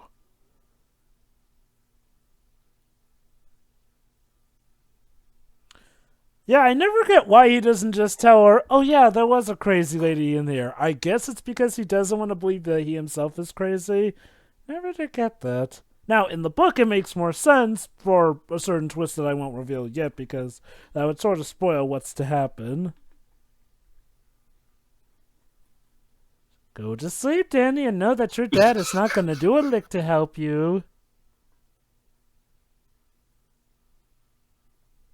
Remember, Joe, it's a Kubrick film, so when it comes to whether or not he wants to deny that he's going insane, like you asked, you're supposed to make your own conclusion.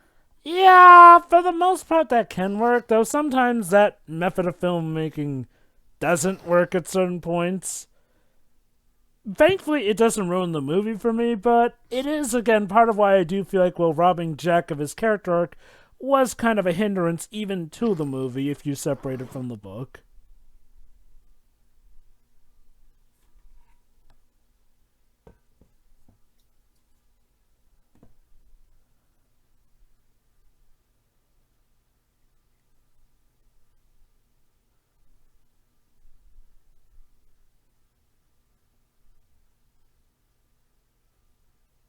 Ooh.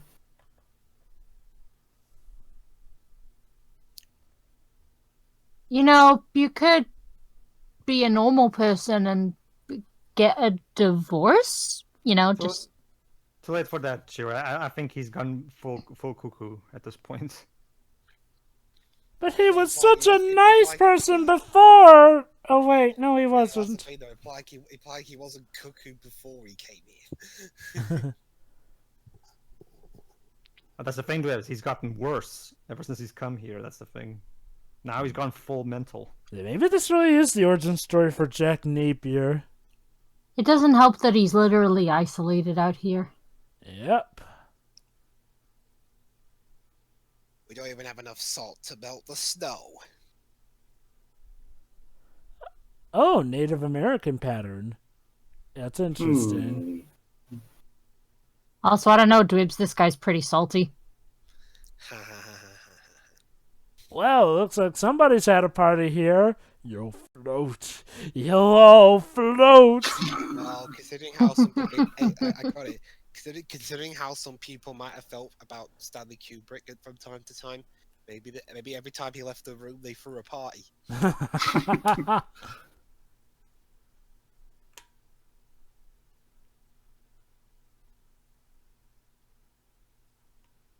I think the thing about the job is that, again, you have to try. I think the thing is, again, even though you said it even separate from the book, again, it's one of those things where, like, I don't think, like, the movie by itself, there's no supposed to be a moment where, he was a nice guy, but then he became a. Oh, again, Pedro, that's not my problem. My only problem is, like, well, again, it just makes him feel less like a character and more like just a living, Okay. breathing plot device. Is again my I issue. disagree. I mean, I don't. I mean, he even like I can argue that he's a simple character. He's not exactly a very complex character.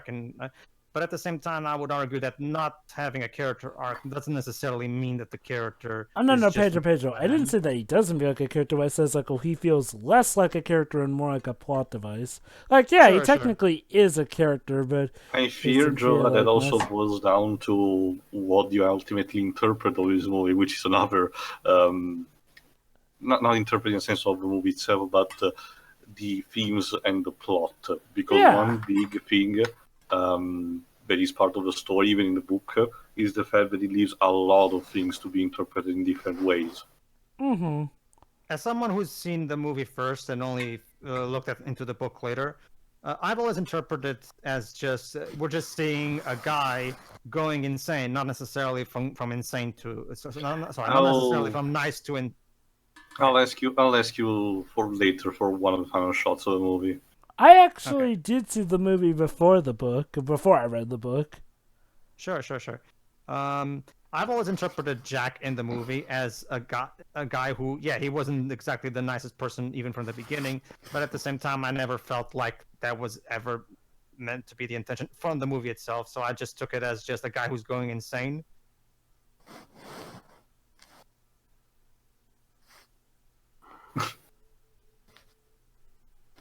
Oh. It's a little out of date, shall we say. Huh. The house, you Yeah. say? Really? Wow, free bourbon. Yep, he's really gone insane.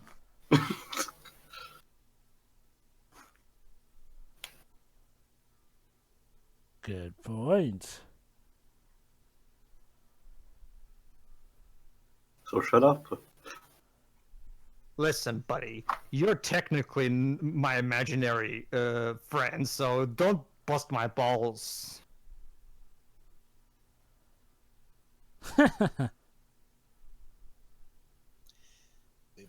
Also, imagining a whole room full of people. Yeah, It the also scene helps. Mhm. like the bit from Eyes Wide Shut. Yeah, it also helps. Oh, sorry. Is that eggnog? It also helps that Jack Nicholson makes the character a joy to watch, just watch on screen. Oh, yeah, absolutely.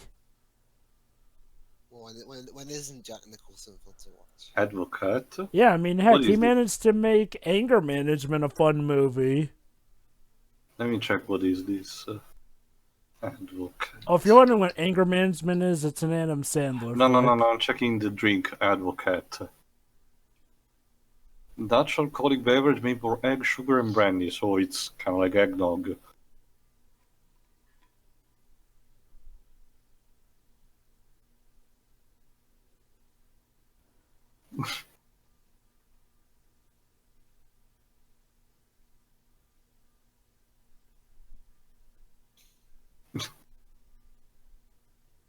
Again, it boils down to, again, the visuals in every Kubrick movie are always incredibly memorable and really stick with you, because not only is his direction stellar, like the set design in his movies is always top notch. Like there's always something visually memorable. Case about in point, every- A Clockwork Orange. Yeah, I'm wondering true, but how, this one as well.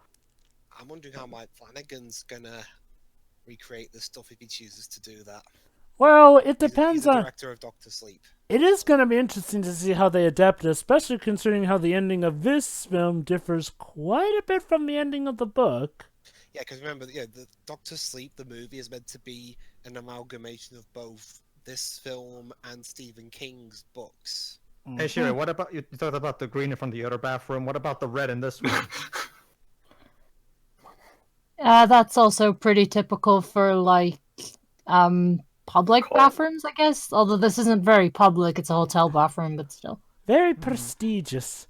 Oh, Shiroi, wait till you see the set design on A Clockwork Orange. It's definitely Britain.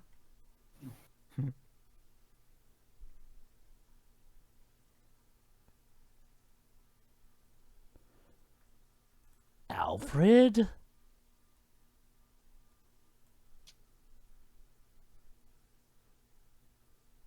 Hmm.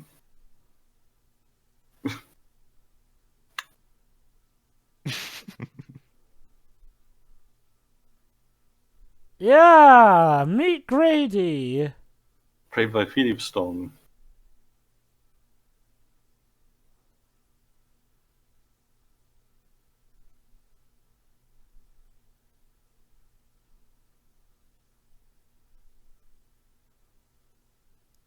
You look good for a guy who did all that. What is that face? Durr. Again, I genuinely wonder if the other actors had to make the cut with a straight face and not laugh. Yeah.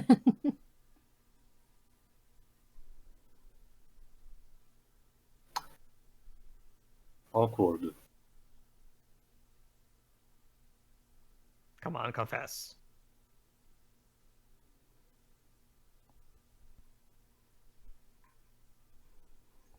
Not to me. It's not my responsibility anymore. Oh.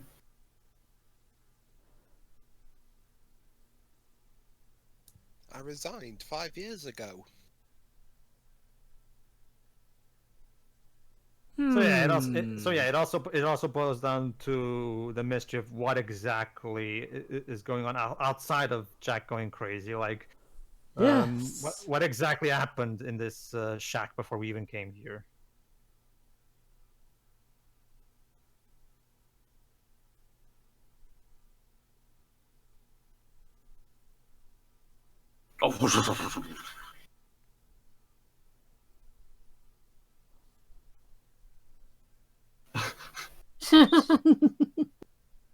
No. What? No. Oh my god, and now I'm imagining a remake of The Shining with Mark Wahlberg as No, Jack please. Torrance.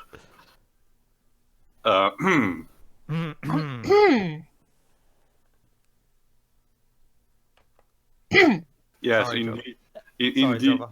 Indeed, the Jack will be perfect. Just with the gonna Joker. keep saying it. Remind me, Jova, chronologically wise, when does this story take place? Hmm. Because Does it the makes- beginning it- of the it- book give you an idea? Yeah, the book. When does the book take place? In which God, year? I don't recall. Let me check. I don't think it's stated. Let me check. because It. I don't know it if might it's even explain. stated. if this takes place in the 1930s or 40s, it might explain that. Oh God, no, no, no, no, no, no, no, no, No. no way does the story take place in the Okay. 30s. All right, let me check.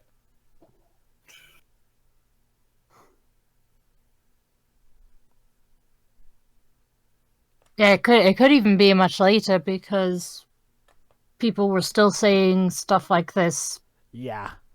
like decades after that, even. The novel was published in 1977. Let me see if it has any kind of. Probably King. This was one of King's. The type of story that takes place the year it was publicized. Could you check for me, Joe, since you have the novel there? Could you check if that line was in the book? Okay. Maybe you would remember.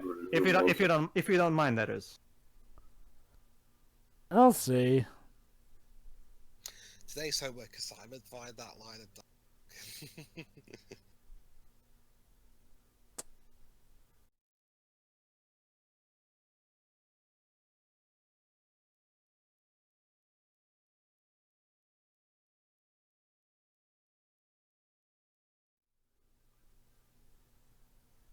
Oh, of course.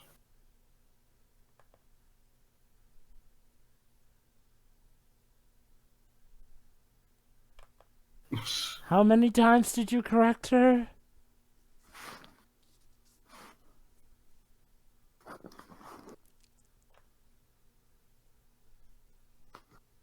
Well, huh. Lovely.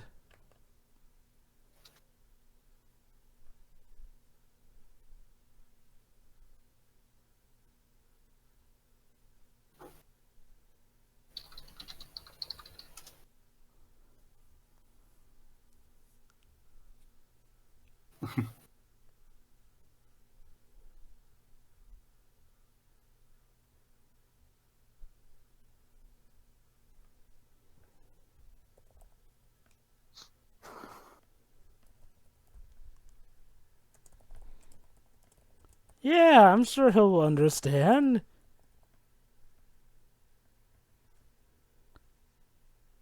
Oh, there's an iconic line. Red rum. You want some red rum, Dwibs? Can I have some cider instead?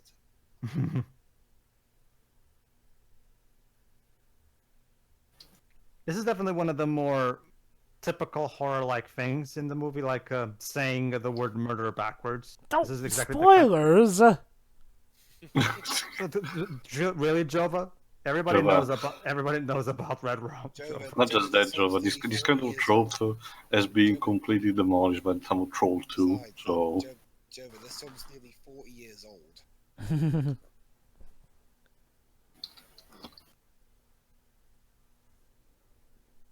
Keep telling yourself that, honey.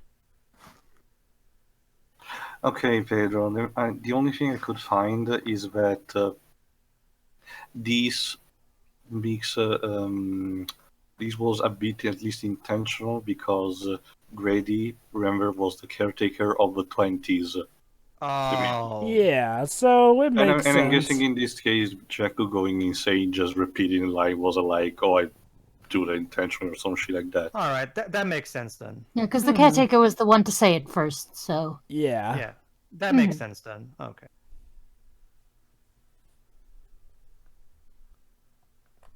Boy, is that a heartbeat going, or is that just suspense?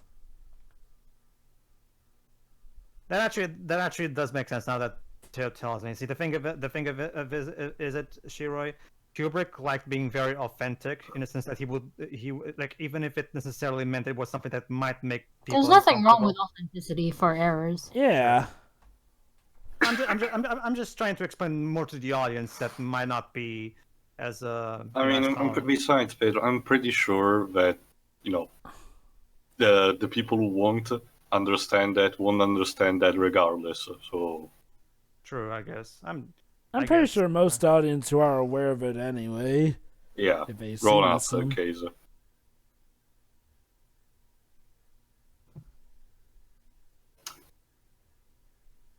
Yes, that's a nice radio you got there. Oh, Sure would be a shame if something bad were to happen to it. Whoa, look! Collect them all. are those transistors? You know, you could have just Yes, he's gonna become the new Jack New Nicholson's Iron gonna Man. be Jack Nicholson's gonna be Iron Man before Robert Downey Jr. I was gonna say, Jack, you could have just unplugged it. Oh, I let's could- just say I he could- wants to be efficient. I could, Ribs, but at the same time, it could be plugged back. That Oh, too. you're insane. Just eat the plug. It's not that insane. That could kill him.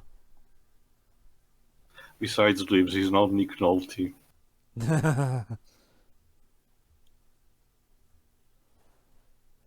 a.m. It's kind of like 12 hours remain. No, Dibs, it's like, oh, like, Continental Airlines. yeah, guys, look at that. It's an airplane show. It's not Pan Am.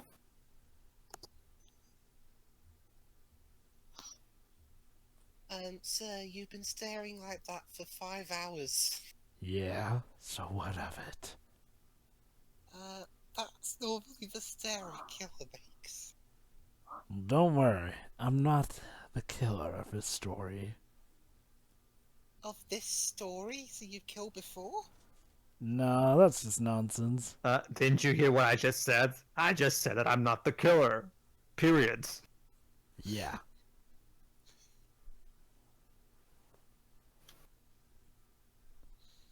I like the And just then they kissed. The I end. knew it.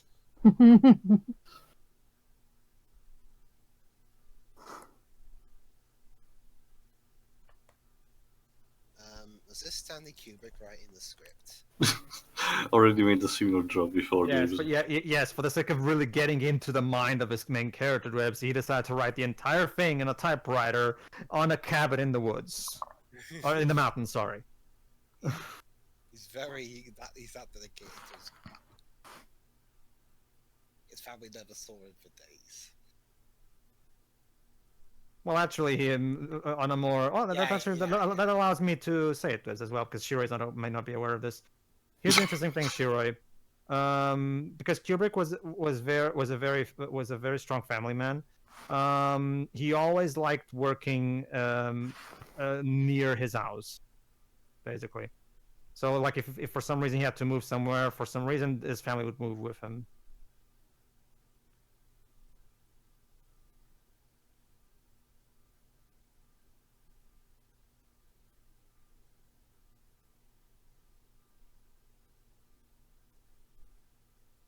Notice how there's the Warner Bros. Cartoon there. Yeah. Again, it all again makes sense. Warner Brothers. In case you don't know, this guy is played by Tony Burton, who was mainly in the Rocky movies. Sweet. He was who? Sorry. Tony Burton, who was in the Rocky movies. Oh, cool.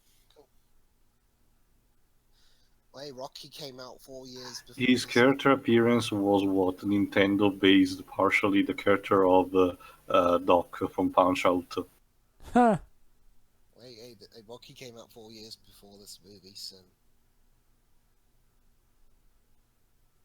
Stanley Kubrick presents Dance.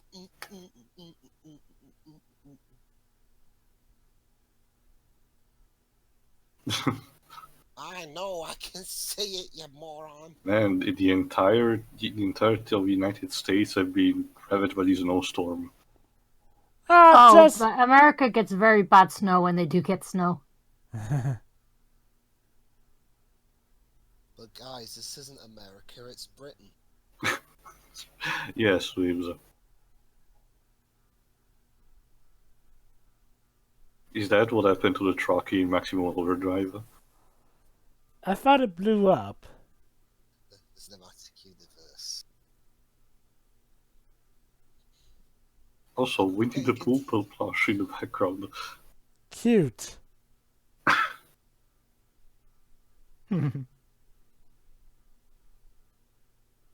Ooh, Roadrunner show. Fun fact, this was actually the first time I ever saw so much as a glimpse as that opening of the Roadrunner show. Yeah, from this ever kid-friendly movie.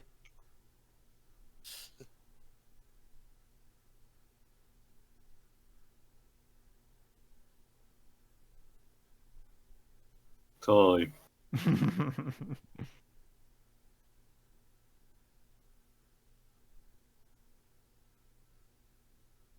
Maybe it's best if we just, risk the snowstorm and run away.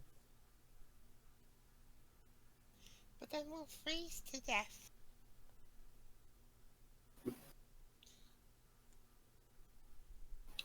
It's like in our Final Fantasy VII Let's Play, where we're in the snowy mountains and... Yeah, you had to mash the square button. No, Tio had Cloud run off and leave everyone there to freeze to death, and I had Yuffie moan about.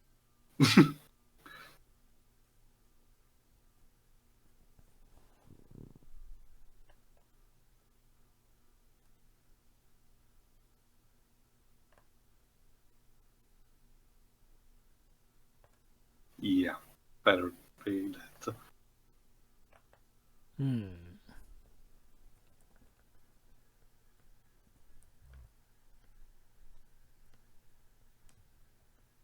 All right, sure. In this scene, one other thing they're going to see is Kubrick's obsessive attention to detail.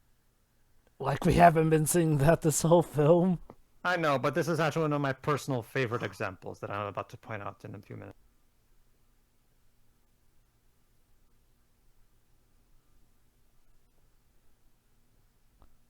Oh boy, here we go.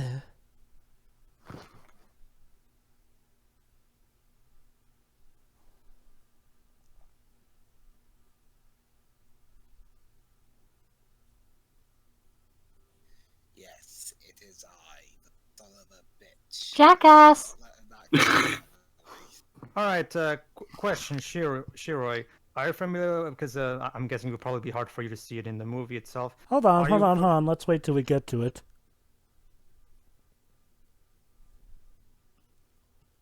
The Shining by Stanley Kubrick. What is this? An alternate universe where Stanley Kubrick wrote the book and Stephen King made the amazing movie. All work and no play makes Jack a dull boy. Oh, he misspelled dull there, for shame. Okay, one thing you'll know. Okay, hold on. Dull bug, dull bat. I'm guessing you've heard that phrase before, Shiroi? Before seeing the Yes. movie? No, it's one of the more iconic things. Now notice these sheets of paper. One particular thing that I love about this, all of these, it's always the same sentence over and over. But one thing that I do love is how every single sheet of paper, every one, has the writing in significantly different structure. Just notice. It can be a bit hard to notice. Okay, I see. Here is in a script role. Here is in. There you go. Here's a poem form. You sure this is Essay the actual- form. Was this the actual- Strategic form. Yeah, was this the actual Jury script of the duty, movie? mail bill. Again, there's no one sheet of paper that's just like the other ones. Like, that's some mad attention to detail. Like, let's just have someone write this sentence like in very wacky ways, but make sure you don't make a sheet of paper that's just like all the other ones. Also, this is totally something. Honestly, convinced that this was also in the original novel. Like, leave it to Stephen King to make you scared with paper. Yeah. Definitely one of the things that is conveyed well from the book.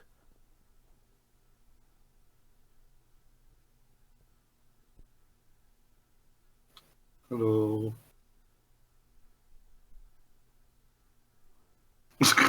Oh my god! It's so good that it's scary. This is a great horror novel you're making, Jack. I'm making a comedy. It's just Oh. the same sentence over and over. Well, it's a great horror comedy.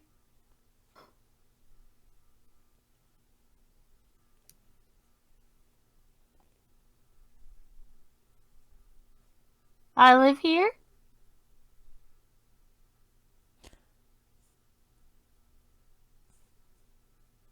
Okay.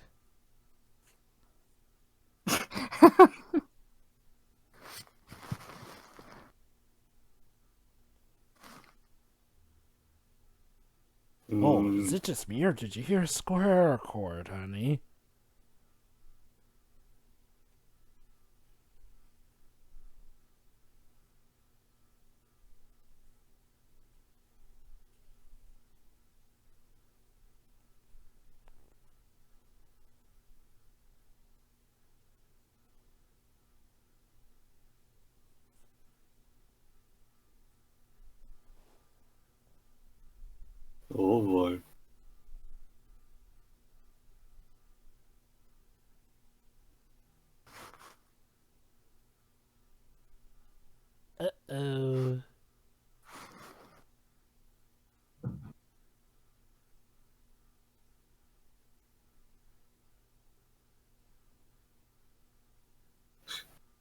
Seems altered Jack Nicholson.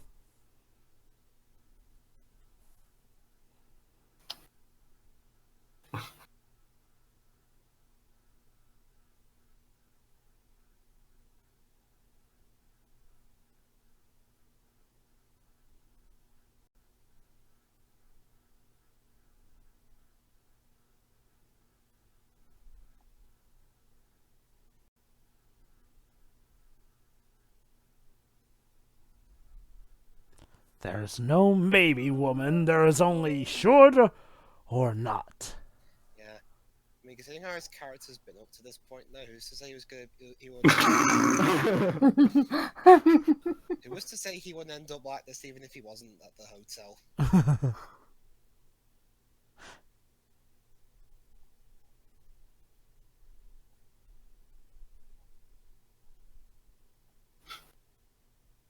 Well, yeah.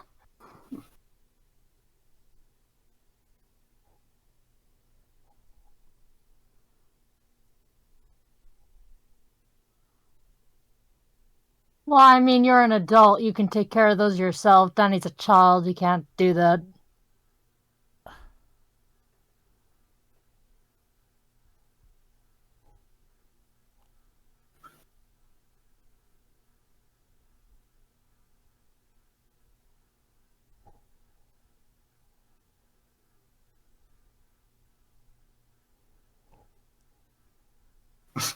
Jesus, Jack, you'd make it think like you sold your soul to this hotel or something.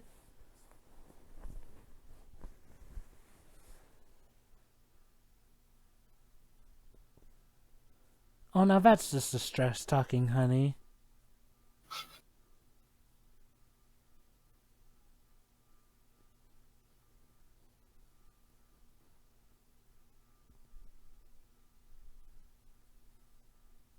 I think it was around this time that Shelley was like, Shelley's emotional state was deteriorating as well, because there was the legendary 187 time take she had to do.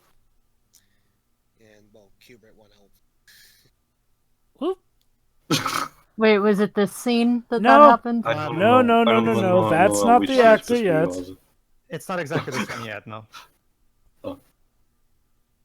Okay.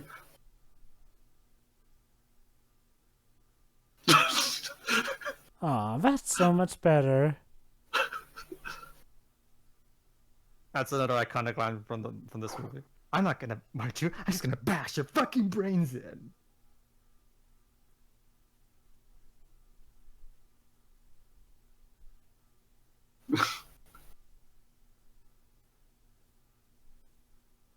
You didn't say please.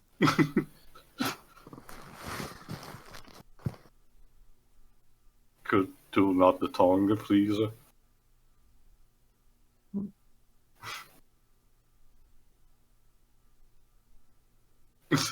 What voice was that? Oof. Oh yeah, apparently they were gonna get a stuntman to do that thing, but Kubrick couldn't make the double look convincing enough, so that was Jack Nicholson falling down the stairs. Huh. Now, maybe run, just... Well, a few precautions first, Shiri. Yeah.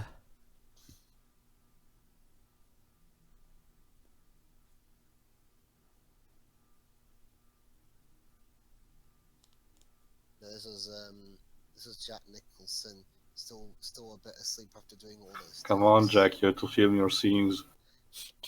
Yeah, Shelley, could you drag Jack back to the set? But that's your job, Stanley. Drag it back to the set. Into the freezer you go. Now make sure you It don't will end up in there open. because they look from one side.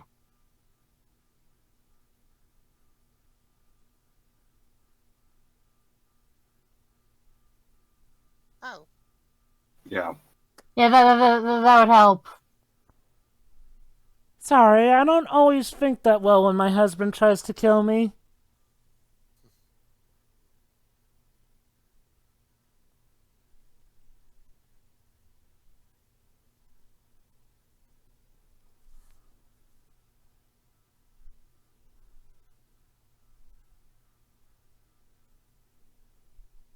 You stay in there until you're no longer insane, mister. Oof. Yeah, I get that's the Simpsons bit. Yeah, I shouldn't have got up that quickly. Listen, Homer, some of the goons and I are concerned the project isn't moving forward. Camera now, eating. Oh, for crying out loud. Come on, no!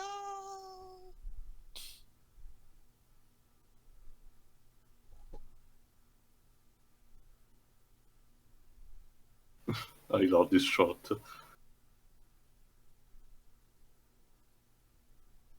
Totally. Why? Even before this, you were being an asshole. Why should I forgive you? Because I had cabin fever. Happens to the best of us, babe. I've got cabin fever, it's driving down my brain. I've got cabin fever. It's driving me insane. Oh, Oh, can't you open your heart to a poor soul I that think is it's your stage 2, husband? bargaining.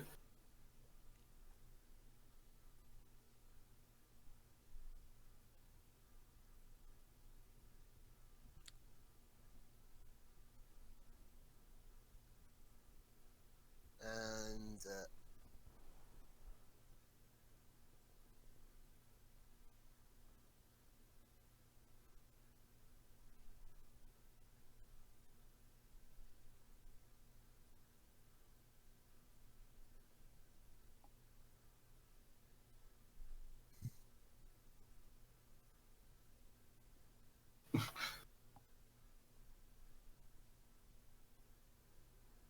Have I got a surprise for you?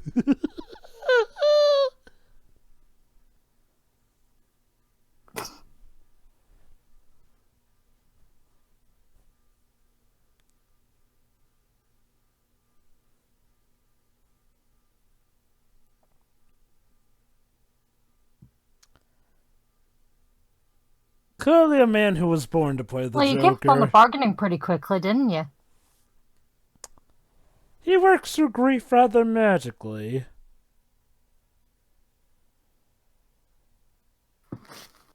Why is it that funny? Oh, yeah, it depends on your point of view how funny the joke is. Ooh, wee, that's a lot of snow.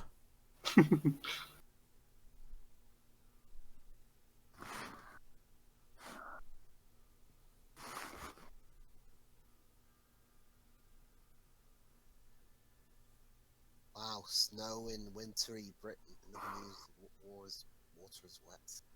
Oh, dear. Ah, Oh, crap. maybe you could melt the snow. No, it's not the snow that's the problem. Engine's Yeah. been cut. We are well and truly screwed. Nope. Can we pour salt on the snow? Yeah, you're gonna need a Oh, lot of yeah. salt that you don't have.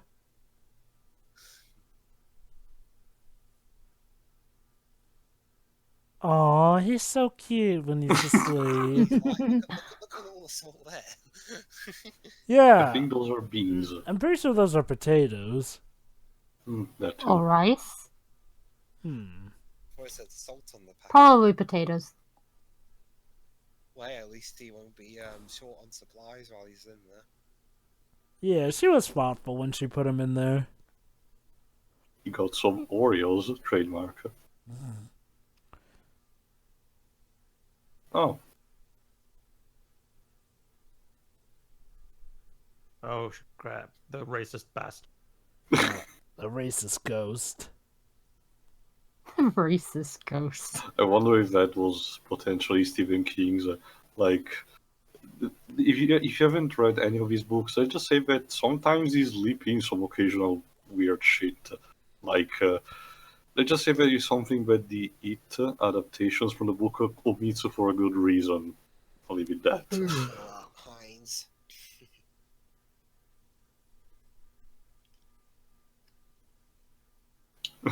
Oh,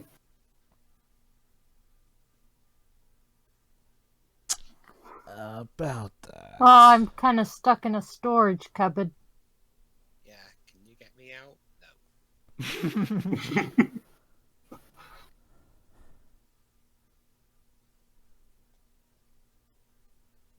Hmm.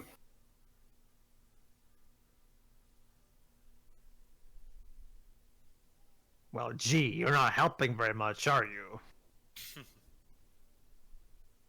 You gonna help me get out of here?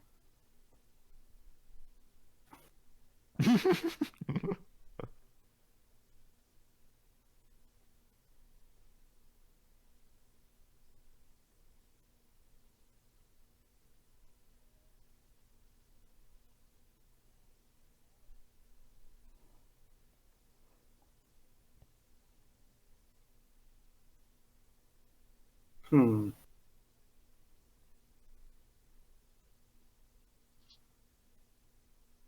Survival instinct?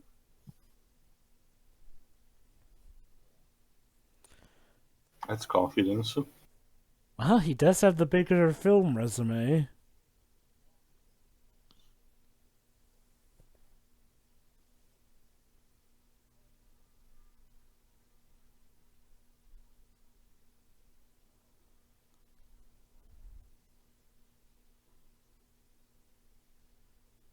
After all, I am played by Jack Nicholson.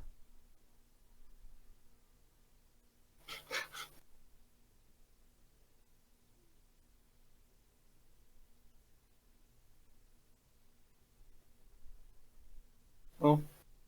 And there is your first bout of proof that maybe this isn't just in Jack's head, because yes, folks, the door has unlocked itself. Ooh. Needless to say, if you read the book, you'll know that at this point it's pretty obvious that ghosts are a thing. Well, actually, it's not exactly that simple. Ghosts are a thing, but they aren't exactly the main malevolent force at hand. No. That's something that's a bit more complex.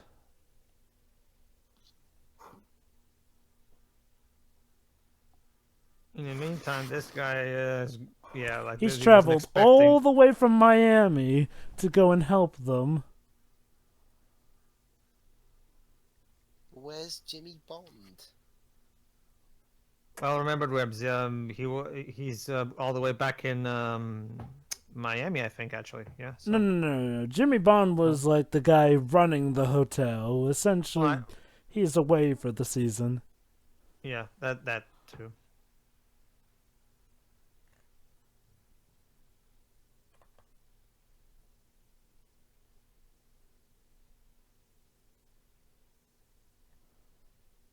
Now remember, kid, it's just a healthy drama pick.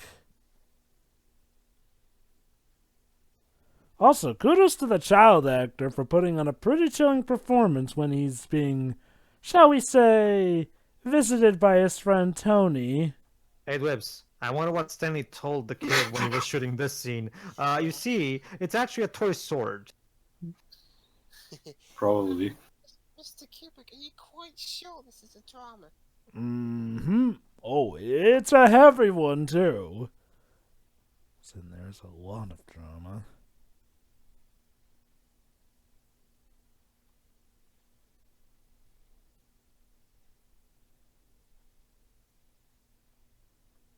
Shame there's not a company called Red Rum. You can make a killing off of the advertisements for this. Yeah, a company called Murder. That'll look good, won't it? Welcome to Murder Incorporated.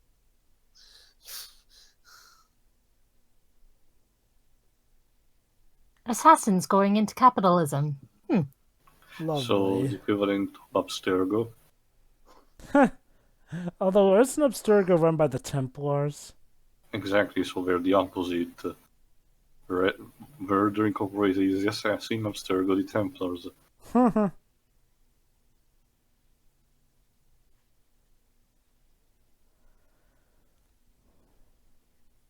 Also, Danny, your D is backwards.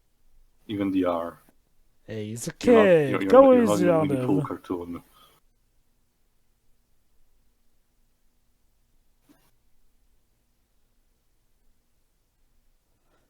Oh, Danny, you nearly scared me!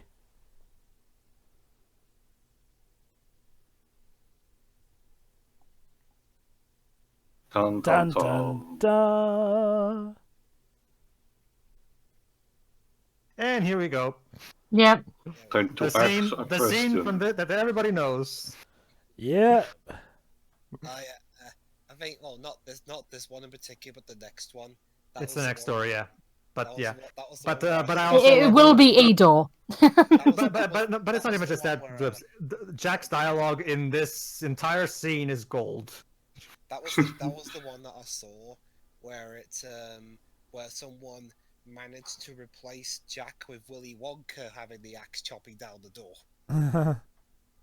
The Gene Wilder one, by the way. And as he was axing down the door, he was yelling down, "It's all there, black and white, clear as crystal." Oh, I love this one.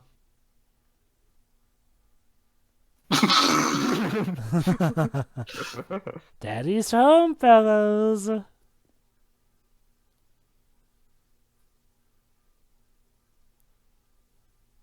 Whee! This would be fun if it weren't for my dad trying to kill me! Unfortunately, she can't exactly fit. Oh dear. This may not bode well. Oh, crud.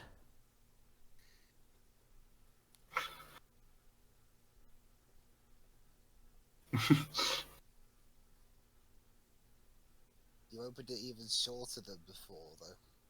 Do you still have that knife, Wendy? Yes. She does actually.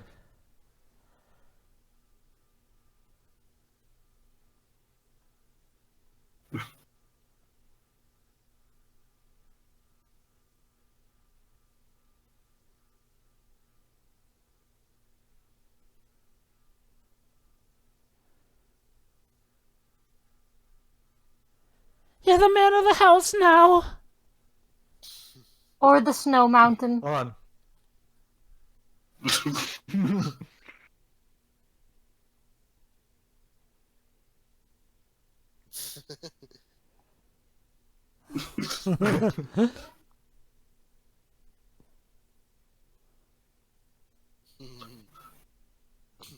With an axe to grind. This is the bit where you replace the. There you go, Shira. This is the scene.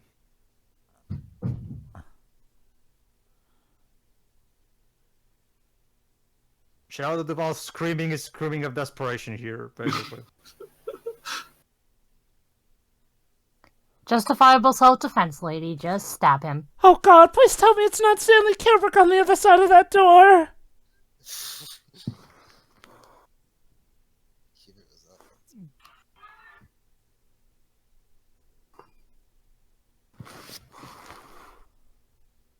All right, here it comes. Here's There, Johnny. I said it. You can all go home now. Alright, movie's over. What did you think? Ooh. Ooh. God dang it, you're not supposed to fight back. This is a horror movie. You're supposed to die.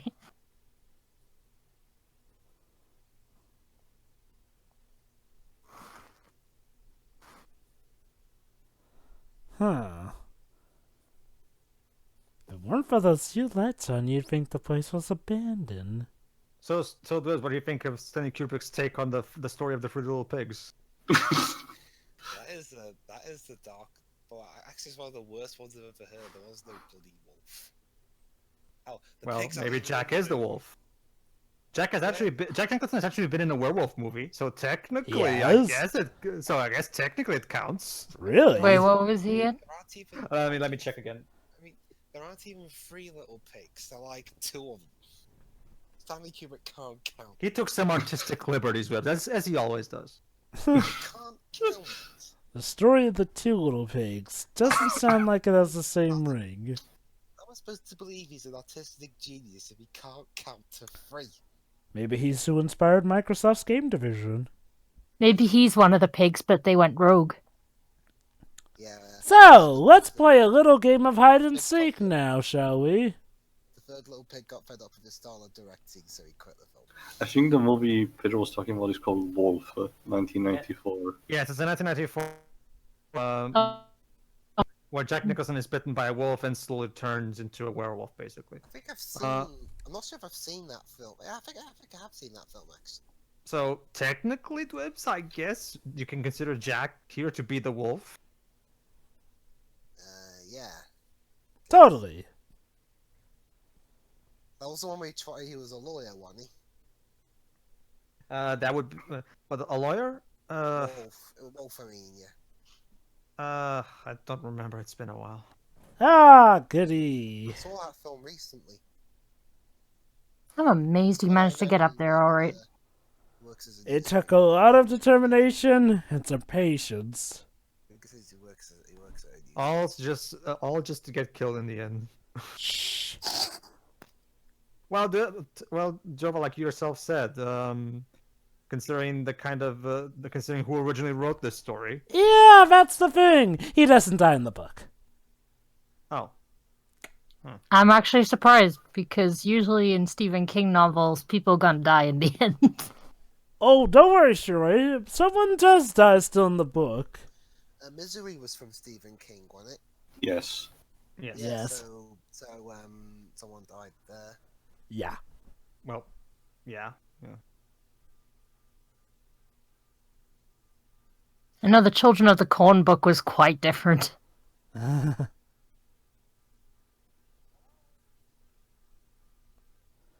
Oh boy.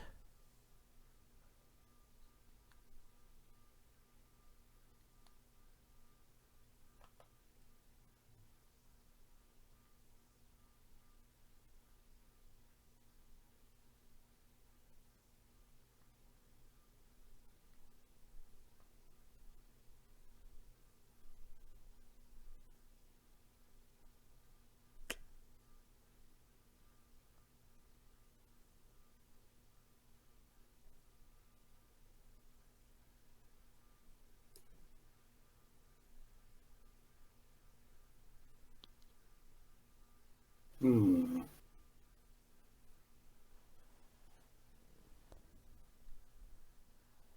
Who's afraid of the wolf?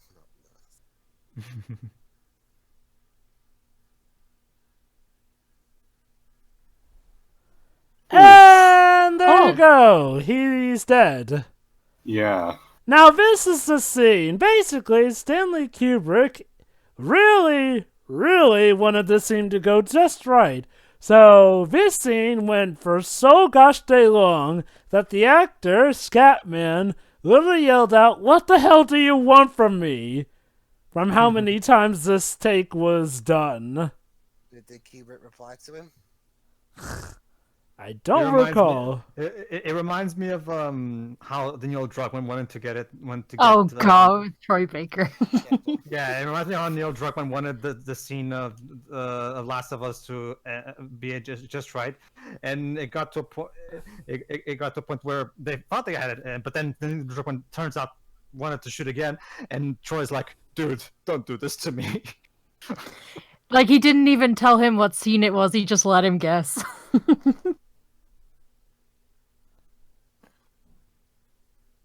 And I love also the one where he when they're trying to shoot it again, and Neil turns to Troy and he's like, "So I'm gonna see some resistance," and Troy's like, "Damn right, you're noticing some resistance." Okay, Joe, you read the book. Can you explain this to me? Ghosts. They're ghosts. Yeah. Ma'am, It's do you just- mind? We're doing a blowjob here. Yeah, I'm pretty sure it's just meant to be what the fuck factor type of thing. Essentially, at this point, this is where the ghosts start to converge and try and prevent them from leaving. See, here's the thing. The ghosts are trying to prevent them, but the ghosts aren't exactly in control of their own actions. What is in control is the hotel itself. Which is Yeah, kind that's of a becoming Stephen King apparent thing, here, too. So, Yeah, essentially, by the time I docked to sleep, I'm just surprised why the hell didn't they knock this hotel down? Because from the trailers, the iconic shot of the door, with the hole in it, that's recreated in the movie. Essentially, what happens is in the book, in order to stop the evil that is the hotel, they set to blow it up. That's exactly why I'm afraid of that movie, does, because just the fact that they're trying to recreate that scene tells me that it's most likely going to be a lot just them replicating iconic scenes from this one instead of actually trying to do something different. I doubt the it's scene gonna be itself. just that. No, Pedro, not the scene itself. They're just recreating the door itself, not the scene. It's not the scene. Just Yeah. the door. The door. See, what happens is that in the end of the book, they blow up the hotel. Of course, Jack, who at that point has been taken over by the hotel, ends up rushing back in as a last-ditch effort to keep his son safe from him, but also as the hotel is trying to get him to save it, and he gets caught in the blast, effectively killing him. Here... Oh, yes, Roy? No, you finish. Here, needless to say, it's quite different. Seeing as how, for one thing, Dick Halloran gets axed after coming all that way to help them, poor guy. Whereas, in the book, he gets wounded at worst, but not killed. It has a similar theme to the role of Mr. Toomey in The Langoliers, a character that King has this idea that sometimes he needs a character that is predestined to just be a bait for other characters to survive. Effectively, he has weaponized the woman in the refrigerator trope, and I'm not exactly... I'm of two minds about it. I'll admit, say that, I don't get the whole killing Dick Halloran thing. I'll admit I actually prefer the original where... I'll admit, I kind of prefer the original where he survives, considering how he bothered to come all that way to help them. If you really have to kill him, let him do stuff before. Come on. Yeah, it's like, well, he just comes into the hotel and then, whoop, dead. Doesn't even get a proper fight scene. That is one of my other issues with this movie. Yeah, I only have really two main issues. Axe to the chest. Ah ha ha ha ha ha. Oh. Hello. I thought his head was gonna. Now he looks like a guy who shot himself after chopping up his girls.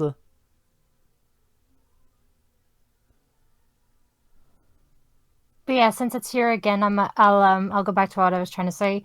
I like how it doesn't happen all the time, like when the camera was following Jack. But here, when you're following somebody going through the maze, it looks like almost from a first-person view, as though you're there yourself. Mm-hmm. Also, That's exactly how he wants you to feel. Quite effective. Stanley Kubrick was a master director, Shiroi. Like, basically, you can... If there's one thing that you can always rely on is masterful direction. Wow, the takes went on this long, damn. Not just that, like, again, what I love about it, there's not a single, okay, this movie does not rely on jump scares at all. It relies purely and uniquely on creating a scary, immersive atmosphere. Well, they are major. If one. the child is possessed. Mike Flanagan, the guy who's No, Shiro, he's actually getting smart. Mike Flanagan, the guy who's writing and directing Doctor Sleep, he says, like this film, there aren't going to be any jump scares in Doctor Sleep. I appreciate that. I mean, it's one thing, but Mike Flanagan's work up to this point has been Ouija or more smaller scale movies. In Doctor Sleep, he's trying to both tell he's trying to tell a sequel while also trying to channel Stanley Kubrick sometimes. Lovely. Quite a balance, quite a juggling act he has to do. Oh shit, someone spilled the blood again. You Who opened the pipe? Clean up on the third floor! Sir, you told me to keep the cranberry juice hung up, so I just hung up the cartons on the roof.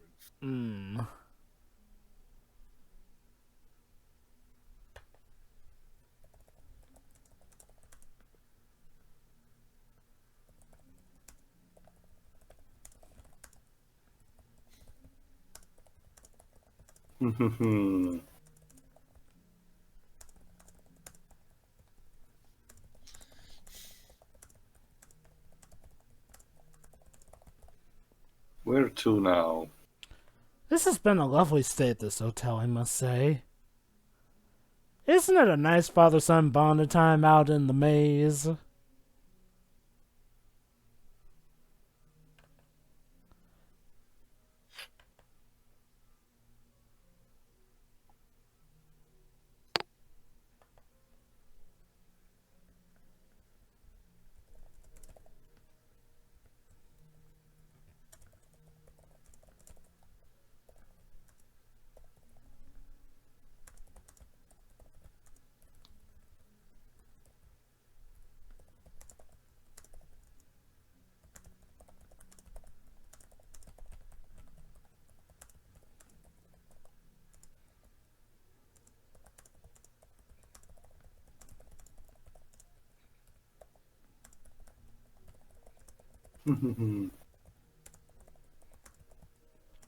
Where to now, Jack?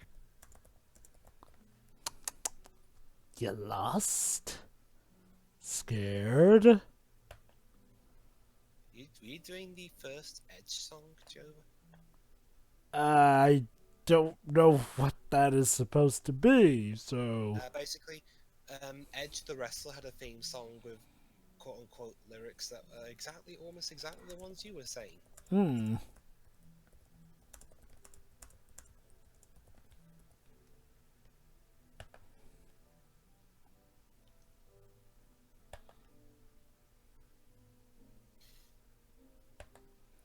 Also, can someone tell the composer to stop scratching on the chalkboard?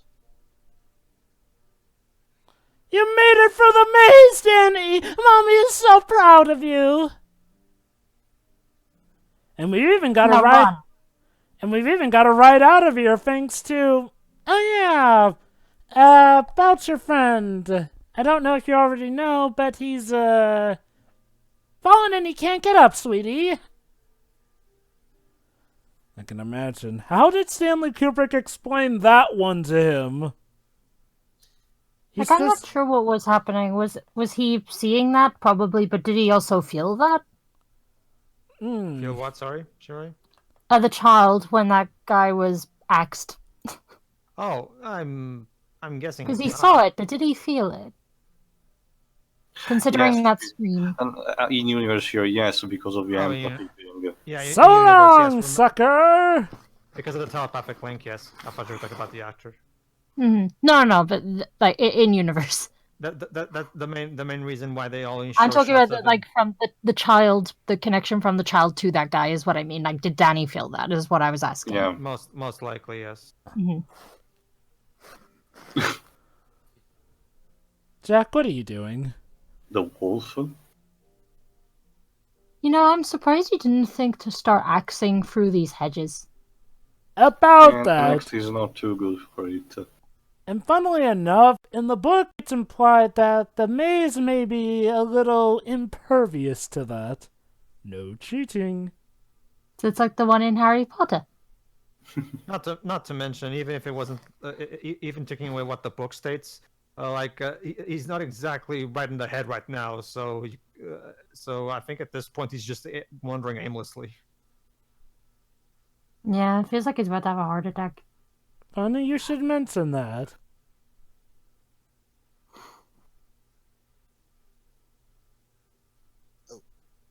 Oh. Yes, I was frozen today, joke. Okay, wow, filming went on for so long, Jack Nicholson froze. And now, time for the conclusion. Don't And worry now about he's a that. fixture in the maze. More worry, than that, right? We followed him out in time for him to do Batman.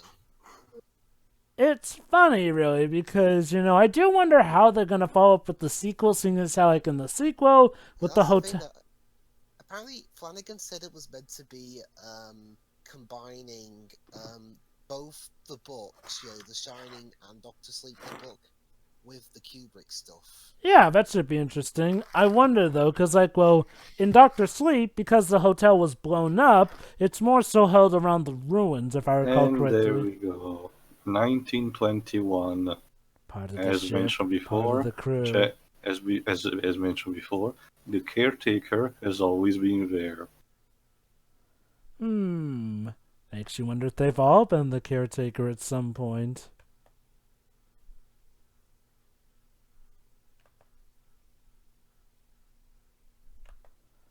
But don't worry, Jack will be Dun, thawed out dun. and he'll lose his memory in order to become Jack Napier.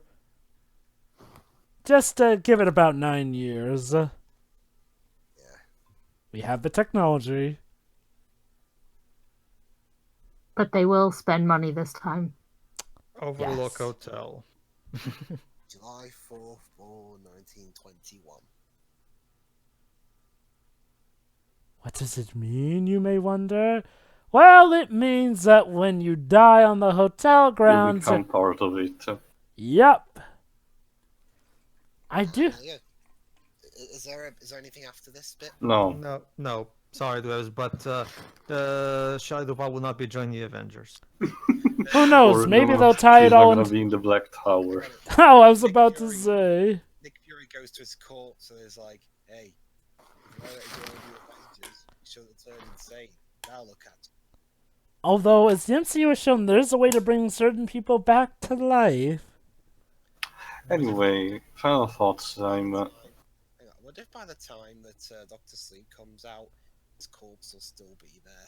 I wonder if they'll have Jack Nicholson guest star in that movie. No, he stopped doing acting a couple of years before now, Jova. Let me Ah, check precisely when. Anyway, final thoughts time. I'll go first. Yeah, despite what my younger self may have thought back then, I really enjoyed the movie. It's another instant classic from Kubrick. Again, I applaud the man's capacity of adapting to so many different genres and managing to do so much with them, regardless of anything. Like, we had talked about the difference between the book and the movie throughout the entire thing. But really, maybe taking away just the characterization, supposedly, of Jack, which I'm not entirely, overfixing. No, not overfixing, but thinking about it. Mm, think about this. Despite what we did, what we said, Kubrick has managed to make an adaptation from a book, making it so different, and yet, in time, obviously, so memorable. That in alone, I think, is an accomplishment. But regardless, the fact that the movie also manages to be held by only three major actors, one of which is a child, I really enjoyed that. I think what I would say maybe that the composer is too trigger happy to be, try to be scary, but I guess that's also direction from Kubrick. And there's the fact that, the other shining, possessing person, Dick, Mr. Dick, um, tried to add these all about on going back to help them, only to be axed immediately. I don't know what was the idea behind it, like, or it was just that idea of similar to what King does in other stories of leaving a character to be purposefully bait. that's a I don't shame, know. though, because, like, well, in the book, he actually succeeds and lives. I don't know. But aside from this, honestly, I really enjoyed the movie. It's an interesting type of horror about a cabin fever story that, as Pedro said, hasn't been replicated, or at least effectively, until now. I'm not sure about the sequel. We'll now probably go to see it in theaters. Just wait until it leaks on the internet or there's DVD, Blu-ray, anyway. But yeah. Definitely a plus for me. Next. Okay, Alright. the next. Go ahead. Yeah, I mean, what was this, like the fourth film I've seen it from Kubrick now? Fifth? Mm-hmm. I've seen Orange, Full Metal Jacket, Doctor Strangelove, Puffs of Paths of Glory. Glory. Uh, Oh, you've seen Eyes Wide Shut as well? 6. So it's the sixth one. Alright, thoughts? Yeah, two more. I get a free McDonald's. Anyway, Imagine a Stanley Kubrick movie sponsored by McDonald's. it'll probably be an existential film about how the owner of McDonald's feels about selling to the customer. Of course. Yeah. I really enjoyed the film a lot. Again, there were a couple of issues with stuff, or mainly how they translated stuff from the book onto the film. Like, Jack was from judging from what I've seen of this movie, Jack was always a bit of an arsehole. It's just one of the curse made it worse. Ah.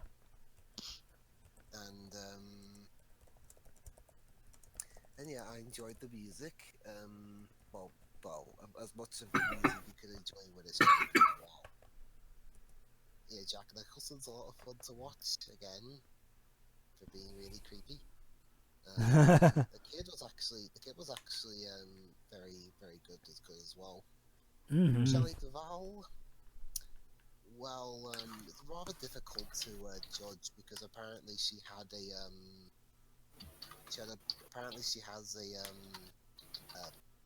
or for lack of a better word, mental illness. And apparently how Kubrick treated it didn't really help. So maybe that explains why at times the performance was a bit ropey. Honestly, I think she's fine in the movie. To be honest, No, I think what Dibs is referring to the fact that I know what Lives means. I'm just saying the performance. Hold on, wait, Like, what do you mean? Like, I mean, say the times where she wasn't supposed to be freaked out. I think there were a couple of times there where it did kind of feel like maybe they could have done with another take. I mean, God knows Kubrick loves doing a lot of takes. The irony. I mean, the hotel was, but again, the hotel setting was, it did its job of being perfectly ordinary looking, but also frightening because of the situation that they're in. Yep. Also, I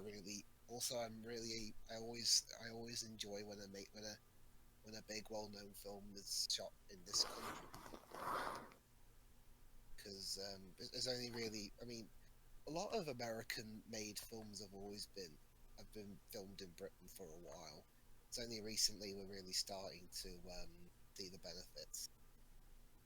Well, now that you've seen it, Webbs, what if do you find that the Razzie for Worst Director has merit? Again, the only other fear I have, other than the one I said earlier, where pissed off fans of the book put it there, was I don't know. Maybe they felt his cabaret was making them dizzy. And if that was the case, maybe they're just motion sick. Again, I don't know. I mean, just speculation of my part, but should you really be blaming your motion sickness for a movie? I don't know what to tell you. I don't know. Product of the times. I would love to hear the reasons the nominators and the voters gave for putting Kubrick in Worst Director, because that's the fact that in and of itself is hard to believe. Kubrick being, I mean, the thought of Kubrick even being close to a Razzie was is freaky enough, but him actually getting nominated, Jesus. I mean, that'd be like if Martin Scorsese got nominated for a Razzie for Goodfellas because I don't know, New York wasn't bright enough, even though the time it was set it was supposed to be a bit dark. Or any other wacky scenario I can think of, but I can't say right now because we need to end this. Yeah. All in all, I really enjoyed this movie, and I'm interested to see what Mike Flanagan does for Doctor Sleep. And from what I understand, its reviews haven't come out yet. Judging from what I've seen from the trailers and from what I've read about the production of the movie, it's not going to be a 1984 situation. What do you mean? They tried to make a sequel to a Kubrick movie. Ah, okay. So it'll probably be better than 2010: A Space Odyssey. Oh, no, that's what I meant. Yeah, that's what I meant. 2010. Sorry. Years of being. 2010. I got confused. Mind you, I say that now. Imagine if we upload this the day the reviews come out, and what I've said is completely thrown out the window. Well, you know what they say: life's not fun without risk. All right. Work and no play makes Dwibs at all. Yeah. But anyway, You done? yeah, I enjoyed it. Next. You're right.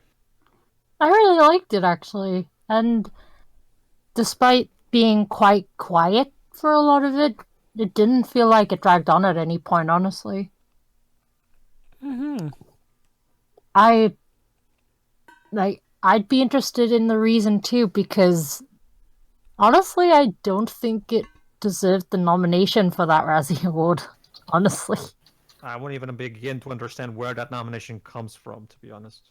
It's like I said before. Yeah. I think it has to do with when it was released more than anything else. Because, again, I think the best way to sum this up is like, well, this was a horror story that was doing something extremely different, back when horror films weren't the typical mess that they are. Like, we have to remember, like, well, back in the day, horror films actually had creativity and did stuff outside of the jump scares before they became used into overdrive. Like, okay, if this movie were released in, say, something like the 2010s, this probably would have been the exact opposite and would have been probably getting accolades.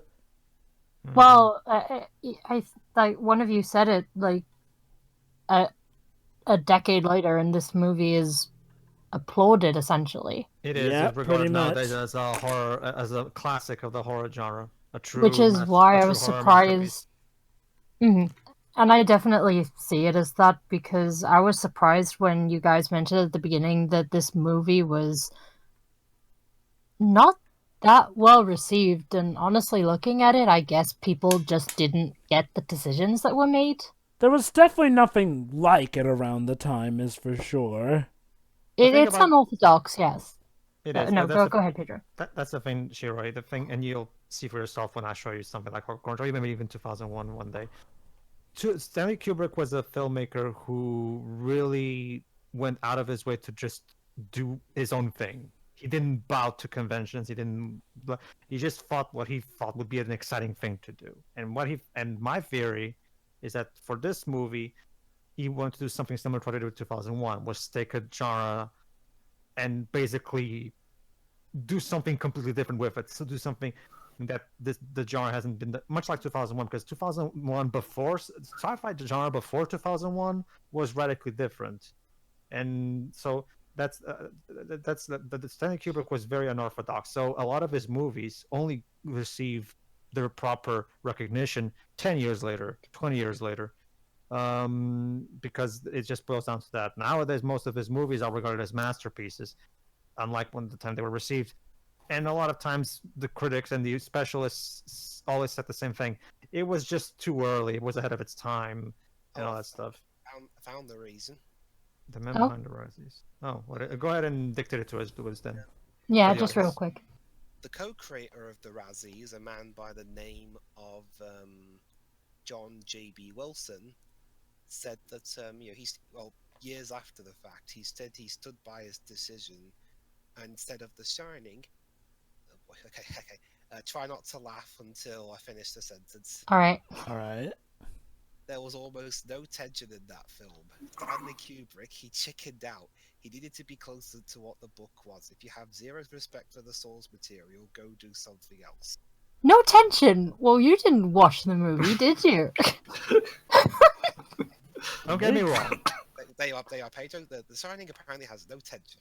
I guess, to be fair, if they were to do it by conventional horror standards, I could see why they think there's no tension, seeing as how this is not conventional, though, by any means. Yeah, you see, nowadays, in this modern era where we have the internet to help us portray our more vast intellects here and there, back then, the idea with a horror story was to essentially build up tension in the conventional way. The Shining does not do practically anything the conventional way. Like, well, when you get down to it, if you were to look at it with, the broad sense, on the surface, it does seem like, they're just people talking, which is a nice time, but it doesn't feel like the tension is necessarily there. Like, well, if you were to look at it at a surface level, it would feel like the, shall we say, for lack of a better term, the action gets to business pretty much then and then. However, when you look at it with a nuanced view, you see actually how they've been subtly building up the tension here and there.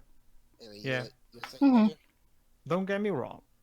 Okay, I can tell from that he's probably a huge fan of the book, and probably a very purist guy in terms of adaptations. That's fine. That's perfectly fine. I understand that. But I would still argue that, okay, you're going to tell me that just taking the movie as it is, regardless of what you may think about the way Jack is written, or the fact that the poor guy gets killed off without doing anything, like Jovic said. Regardless of those facts, you're going to tell me that there's no executed well tension and atmosphere in this movie? That's straight up bullshit. Sorry. I don't really get you. I'm sorry. Like, I really get the feeling he's a huge fan of the book and he feels very betrayed by it. He's letting it cloud his judgment on it. Wait. I was guys, the other thing I said earlier about they just put it up there because it wasn't available to the book. I was kidding. Yeah, that's what I was about to say, Pedro, in terms of my final thoughts. And going back to what you said about Kubrick himself, where he just uses books as base inspiration, not so much, oh, I'm going to adapt this, then, that's fine. I don't have a problem with that. And in fact, it makes it a lot easier to separate the book from the movie and look at the movie as its own thing, because it If you allow is, me, If you allow me, it's kind of like how Frozen used the Snow Queen as an inspiration rather than actually adapting the Snow Queen story. whereas something like Harry Potter is an adaptation, and Yeah. it should be held to scrutiny from, book fans and movie fans alike.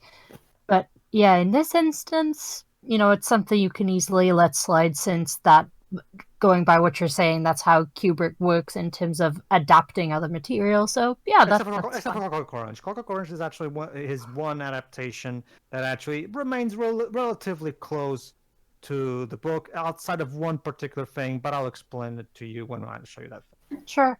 I do agree with Jova, though. It's a shame that one guy didn't get more time to shine, I guess, because he was seen a lot in the movie, and he did make his way over there. So All the way from Miami, mind you. Just his name was Dick, was it? Was that his name? Dick Halloran. Yeah. Yeah, he made his way all the way out there just to die. Heck, he even has that big death scene with Kubrick, of course, mulled over to the point where the guy yells, "What the hell do you want from me?" It's like, dang. Heck, like, because you said he didn't die in the book, and I would have been fine with him dying in the movie if, he was given more opportunities in the movie, Yeah. Mm-hmm. That's really my only issue with this. Aside from that, I actually really liked that, and honestly, how quiet it was a lot of the time actually helped a lot. And I love the music that was there. As if you're into horror, Shiro, right? Oh yes, good horror like this. That's the thing, Shiroi. Much like 2001 was like the big turnover in the sci-fi genre. I've always wondered to myself. Okay, again, let's try to take away the fact that some things in the book are done better for now. Let's just talk about the movie itself. Sure. Like I've always felt to me like why this should have been the 2001 of the horror genre, at least from my perspective. Like, because it does so well in creating tension and a scary atmosphere without relying on any of the terrible tropes and overused cliches that we see in horror movies today. And the fact that there's no one out there right now, at least maybe I haven't seen Dr. Sleep yet, maybe that will be the one, who knows.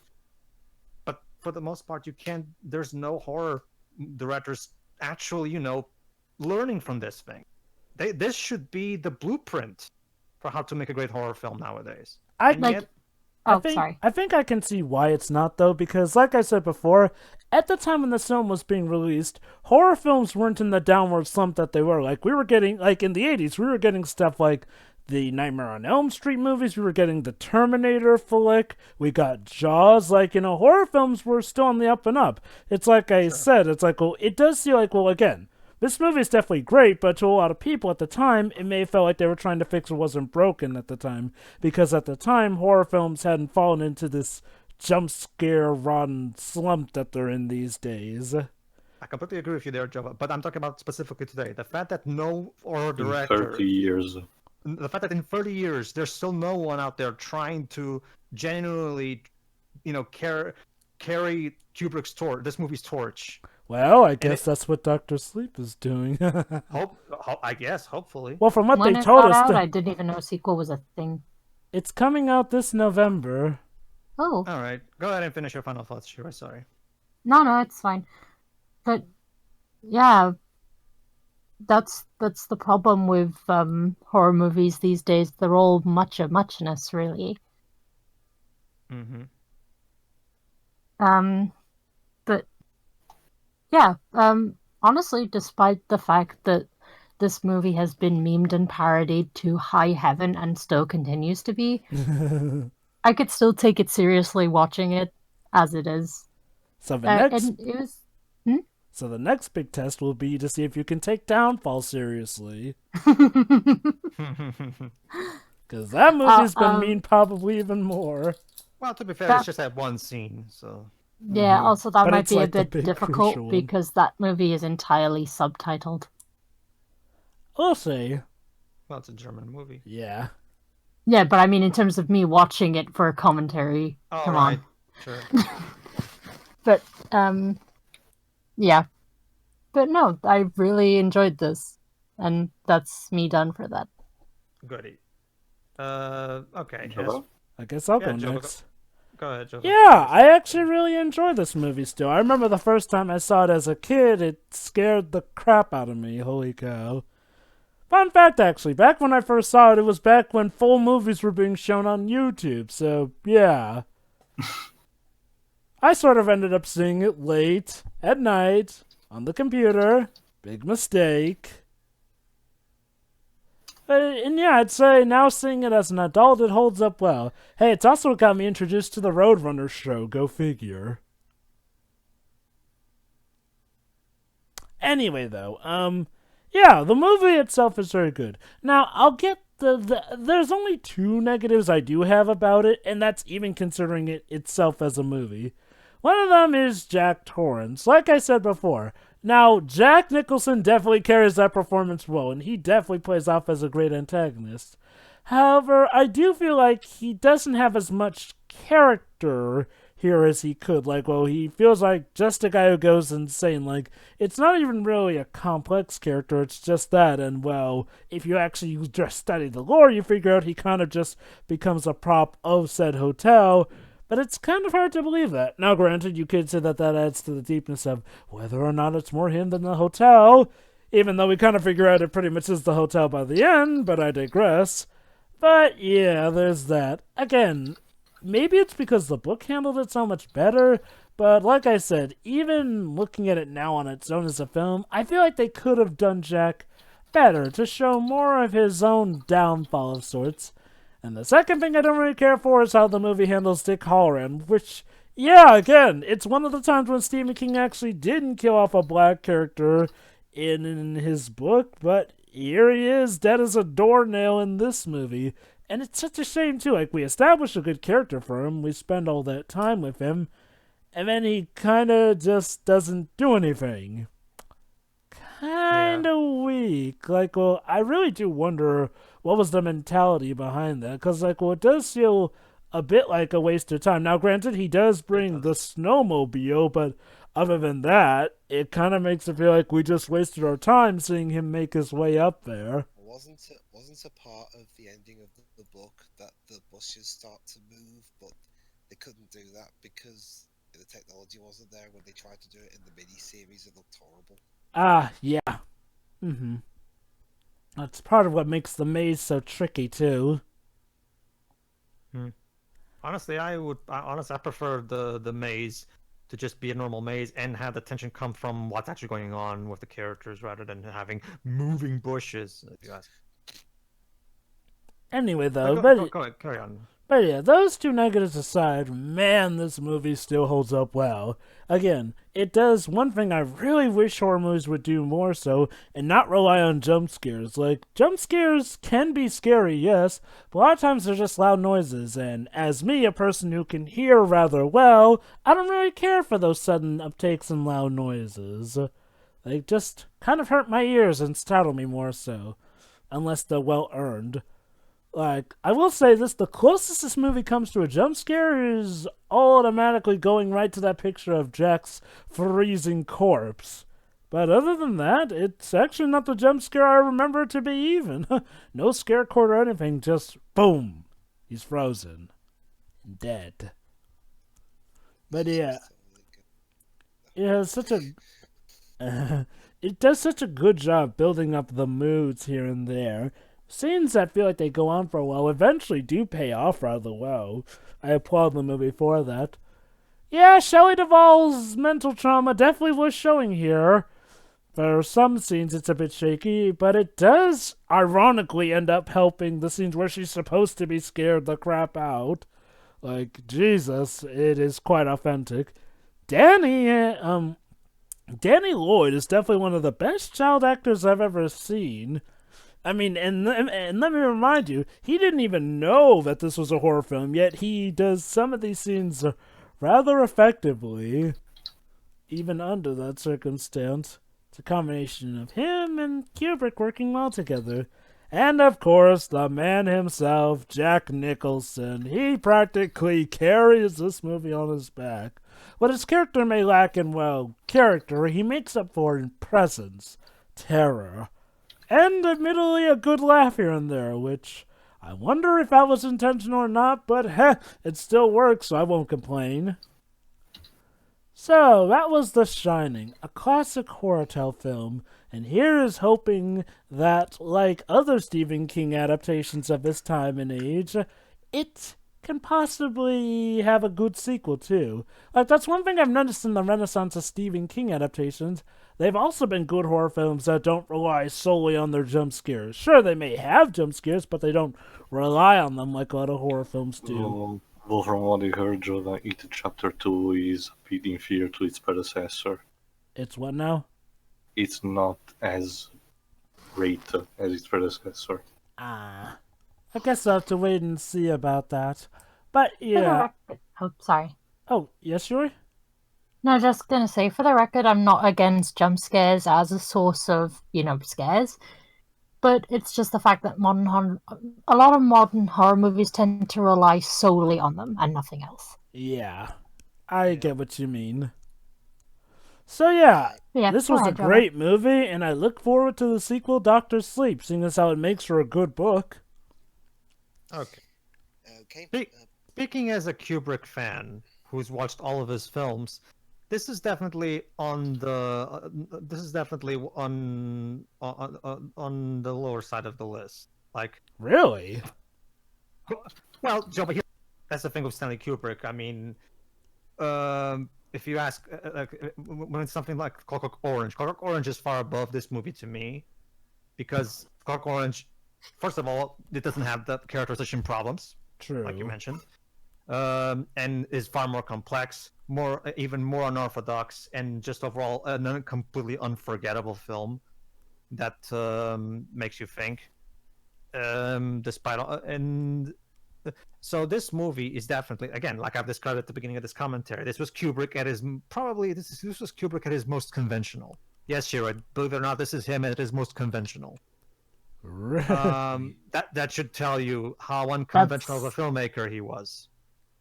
That actually makes me more interested, to be honest. Mm-hmm. Okay. But regardless, a B tier Kubrick movie is still light years beyond other filmmakers anyway. So whatever at the and this is no exception. The Shining is a true horror classic that relies uniquely and exclusively on getting you invested in the characters and the overall story that they've got going on, and pure raw atmosphere. And it does, and once again Kubrick is a true master of slow pace, and this is yet another example. Thanks to the slow pace, where we get to just watch the characters interact, we get to know them, and at the same time we get to see the house. We get to just, thanks to the pacing, we just slowly start to build and build and build, and it makes all of the scary scenes all the more intense because we're genuinely invested in what's going on. You know, the big problem with horror movies today is that they try to hide the fact that they can't actually build atmosphere or make us actually invested by just, like Shira said, throwing jump scares at us. It also helps that we actually get to know the characters. See, basically, here's the problem with modern horror films. They seem to be thinking that the audience want to see an unlikable cast of characters get killed off so that they root for the monster. Mm-hmm. Like, when you think about it, if you see stuff like Unfriended, that's kind of the mentality. Make you hate the characters so you root for them getting killed off. Like, that's how it seems like it is with a lot of modern horror. I mean, if that particular person you want to make unlikable is the bad guy, then that's one thing, unlike what Zack Snyder would tell you. Yeah. Because Okay. the bad guys are supposed to be unlikable. I think firing a laser at a bunch of players would kind of make them iffy by default. Yeah. I don't see why people are complaining about Superman and Batman killing people. I mean, the guys in Force Awakens used the lasers to destroy planets. Yeah, Zach, those were the bad guys, you know. So, but yeah, Continue. we're not here to talk about that. Yeah, again, relying exclusively on atmosphere and just pure build up that allows for the person to be just invested and just immersed and just enjoy natural fear instead of fear that is shoved in their throats. And it's basically a true example of how horror movies should be made. Kubrick's direction is absolutely masterful. The fact that that guy from the Razzies said that Brian De Palma has no talent as well. Yeah, because Scarface was terrible apparently. Again, it boils down to the fact that I'm not gonna listen to that guy anymore because clearly that guy is either a troll or he's really really out of touch. What? But yeah, and Stanley Kubrick's direction is absolutely stellar by getting such incredibly visually striking shots and that really stick with you. Like, of course, when the tracking shots when Danny's on the bike thing, or of course just the set design, which is always incredibly interesting and memorable. And of course, the mad attention to detail. I never get tired of watching the scene where Shelley Duvall is going through all those sheets of paper just because I've always wondered how, like, what was the what was the process of making all those sheets of paper where literally everyone has the structure of the sentences and the overall placement of where the sentences are in the paper all different. There's no one sheet of paper that's exactly the same as another one, and that must have taken a lot of work just for a detail, but it made the scene all that more memorable. Like it's it's really striking. It's a fantastic way of showing of how visuals can be quite striking and much more effective than words in the hands of the right director. I love Wendy Carlos's music, to be honest. While it is true that sometimes she can be a bit trigger happy, I still think works rather well because, especially considering how this movie's quite slow paced, and a lot of times you just see shots of faces. I think the thought process was, let's have Wendy make up for that. Let's have Wendy have the music keep the tension up, because if we just have a lot of quietness, it might ruin things. It might